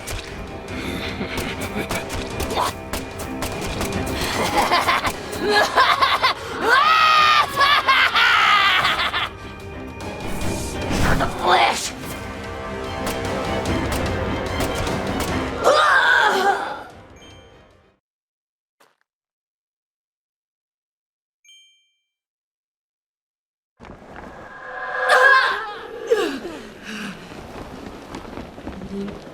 Push!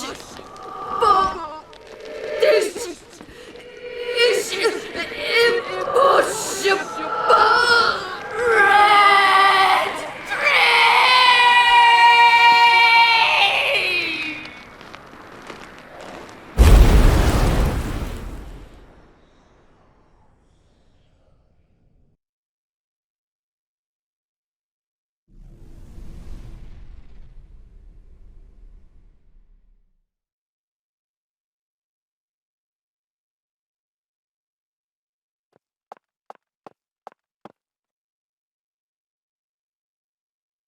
This, our new world. My Lise, my sweet little dolly. Galena Clarkson? You are now under arrest on suspicion of the murder of Lise Clarkson and the illegal disposal of her corpse.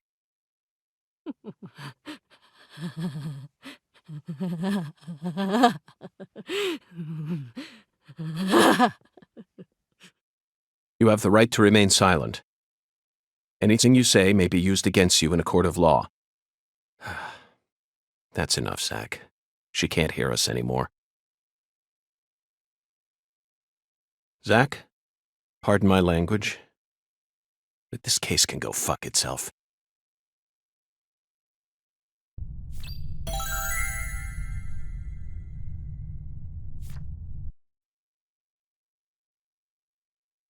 I owe you one, Mr. York. I'm awful sorry you had to get all caught up in our town's dirty laundry. I didn't expect you to catch the criminal this soon, though. You never fail to impress me. Come on, CLG. Let's head back to the office. Mr. York and I both got a lot of cleanup work to take care of.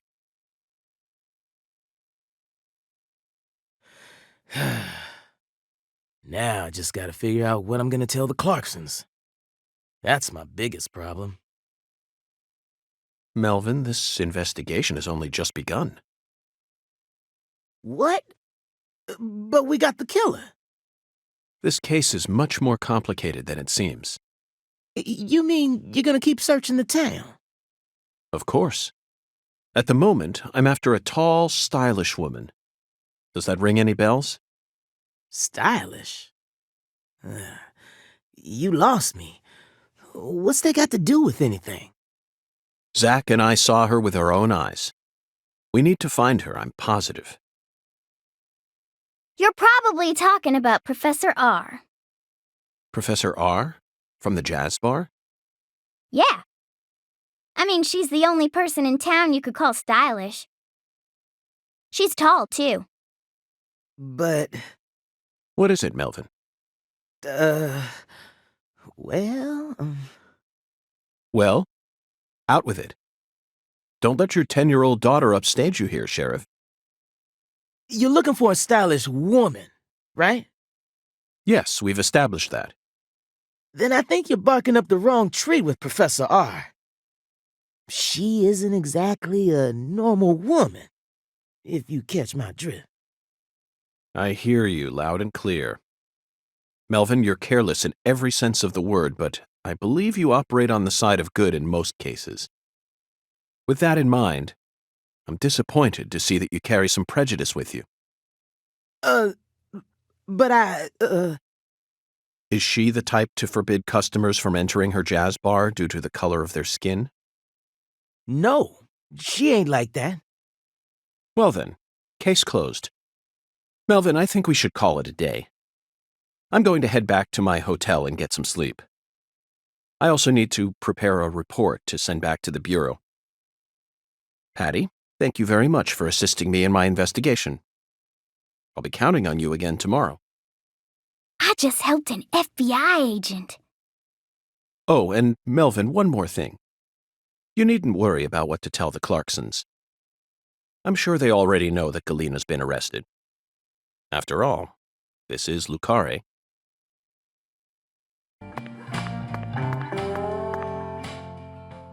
Zach, let's go over our progress. We've got a complicated case on our hands this time, especially as far as the Clarksons' relationships go. But in a way, it's also a simple one. Understanding them on a deeper level is the most efficient way to uncover the truth behind all this. That's the one thing I'm sure of.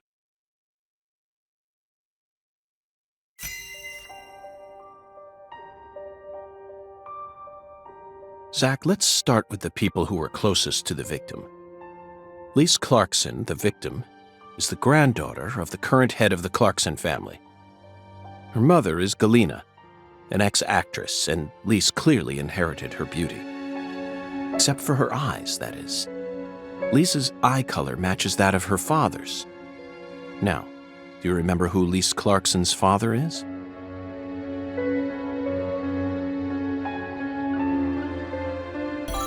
That's right. Lisa's father is Danny Clarkson. His real name is Daniel E. Clarkson. He's from Florida and used to be the CEO of a talent agency. Danny struck the heart of Galena and successfully became a member of the esteemed Clarkson family. Despite being the son-in-law, he acts like he was born a Clarkson. But he's still just the son-in-law. Next comes what happened to Lise. According to Alexis, Lise said that the man was as tall as an oak tree. I believe that's the same 10-foot tall giant who made the fingerprints we found in the cold storage warehouse. Now, what did this man do to Lise prior to her murder?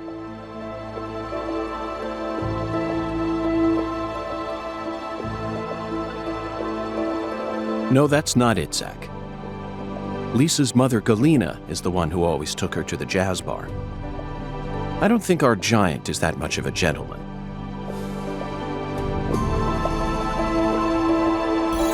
Yes, that's it, Zach. The man as tall as an oak tree followed Lisa around and watched her. Despite his towering stature, he must have been rather shy. Or perhaps he was merely biding his time and planned to kidnap her from the very start. If that's the case, there should have been some evidence left at the scene of the crime. Zach, we're still missing some puzzle pieces. Speaking of the scene of the crime, I did some profiling in the plantation's control room. The truth it revealed to us was nauseating and horrific. But we need to touch upon it if we wish to proceed. Isn't that right, Zach? Who actually murdered Lise Clarkson?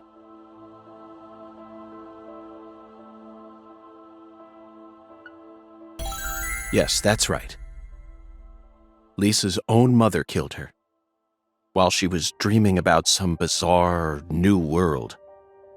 This is by far the vilest and ugliest crime we've ever seen. The fact that Galena set up her daughter's body at an altar makes this case even more complicated. Remember, not a single sacrificial human murder has ever been proven and documented in all of American history. The real world is far more complex than what we see in films and video games. And sacrificing a human life for something else is no easy task.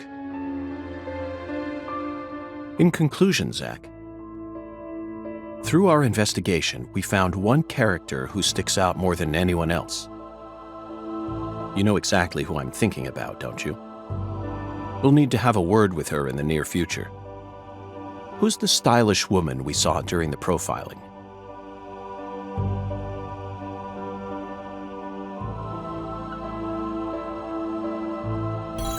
Professor R. We haven't met her yet, but she's deeply intertwined with this case. Let's wait for the skeletal gentleman to guide us to her with an oracle. Well, Zach, what do you think? Isn't the Deep South something?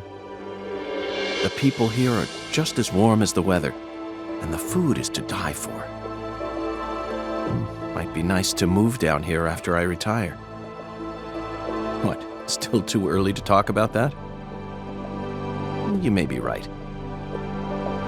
After all, this case has only just begun.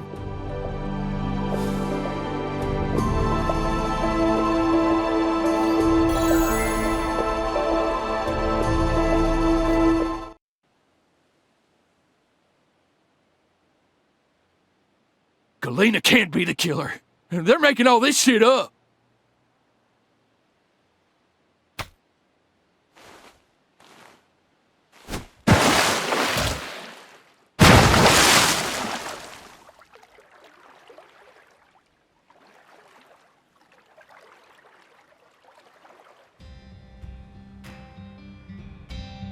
If what you say is true, Daniel, how do you plan to prove it? It's nearly been a century since the Clarksons first took control of Lucari. 100 years. I always thought my legacy would live on for 2. No, 300 at least. I'm gonna find the real killer and beat the living dog shit out of him. Yet it looks to me like times have changed. We ain't in the good old days no more. You understand me, boy?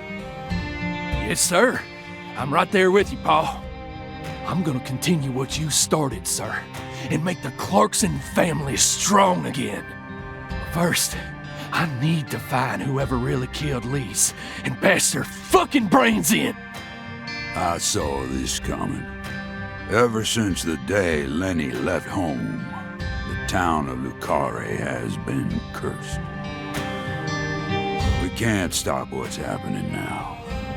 It's too late. It's beyond me. No. It's beyond the minds of anyone who comes from the olden days. You understand me now, boy? Yes, sir. Believe me, I do. I'll kill him. Just leave everything to me, Paul. Are you serious about this? Yes, sir. Right hand of God.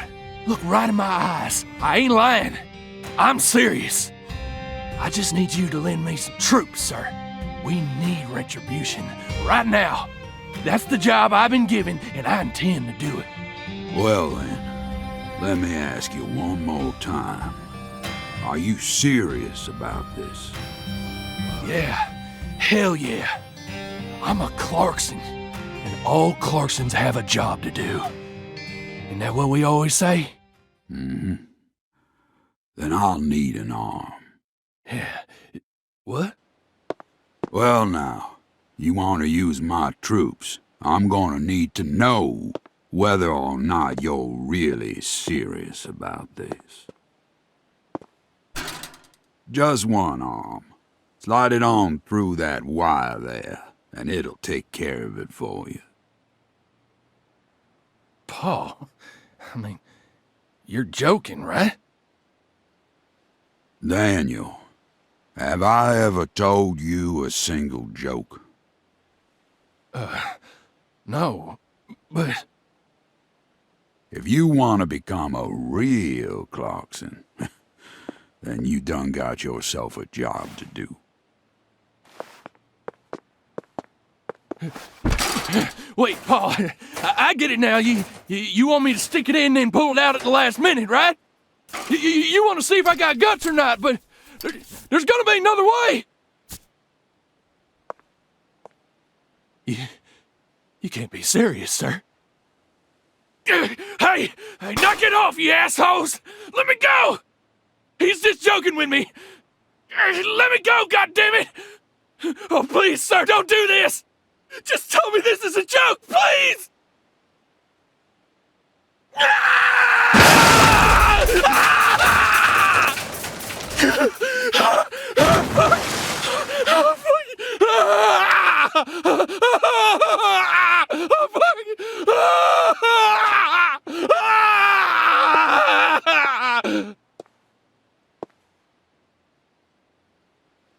I am a Clarkson. And no matter how our fortune falls, all Clarksons have a job to do.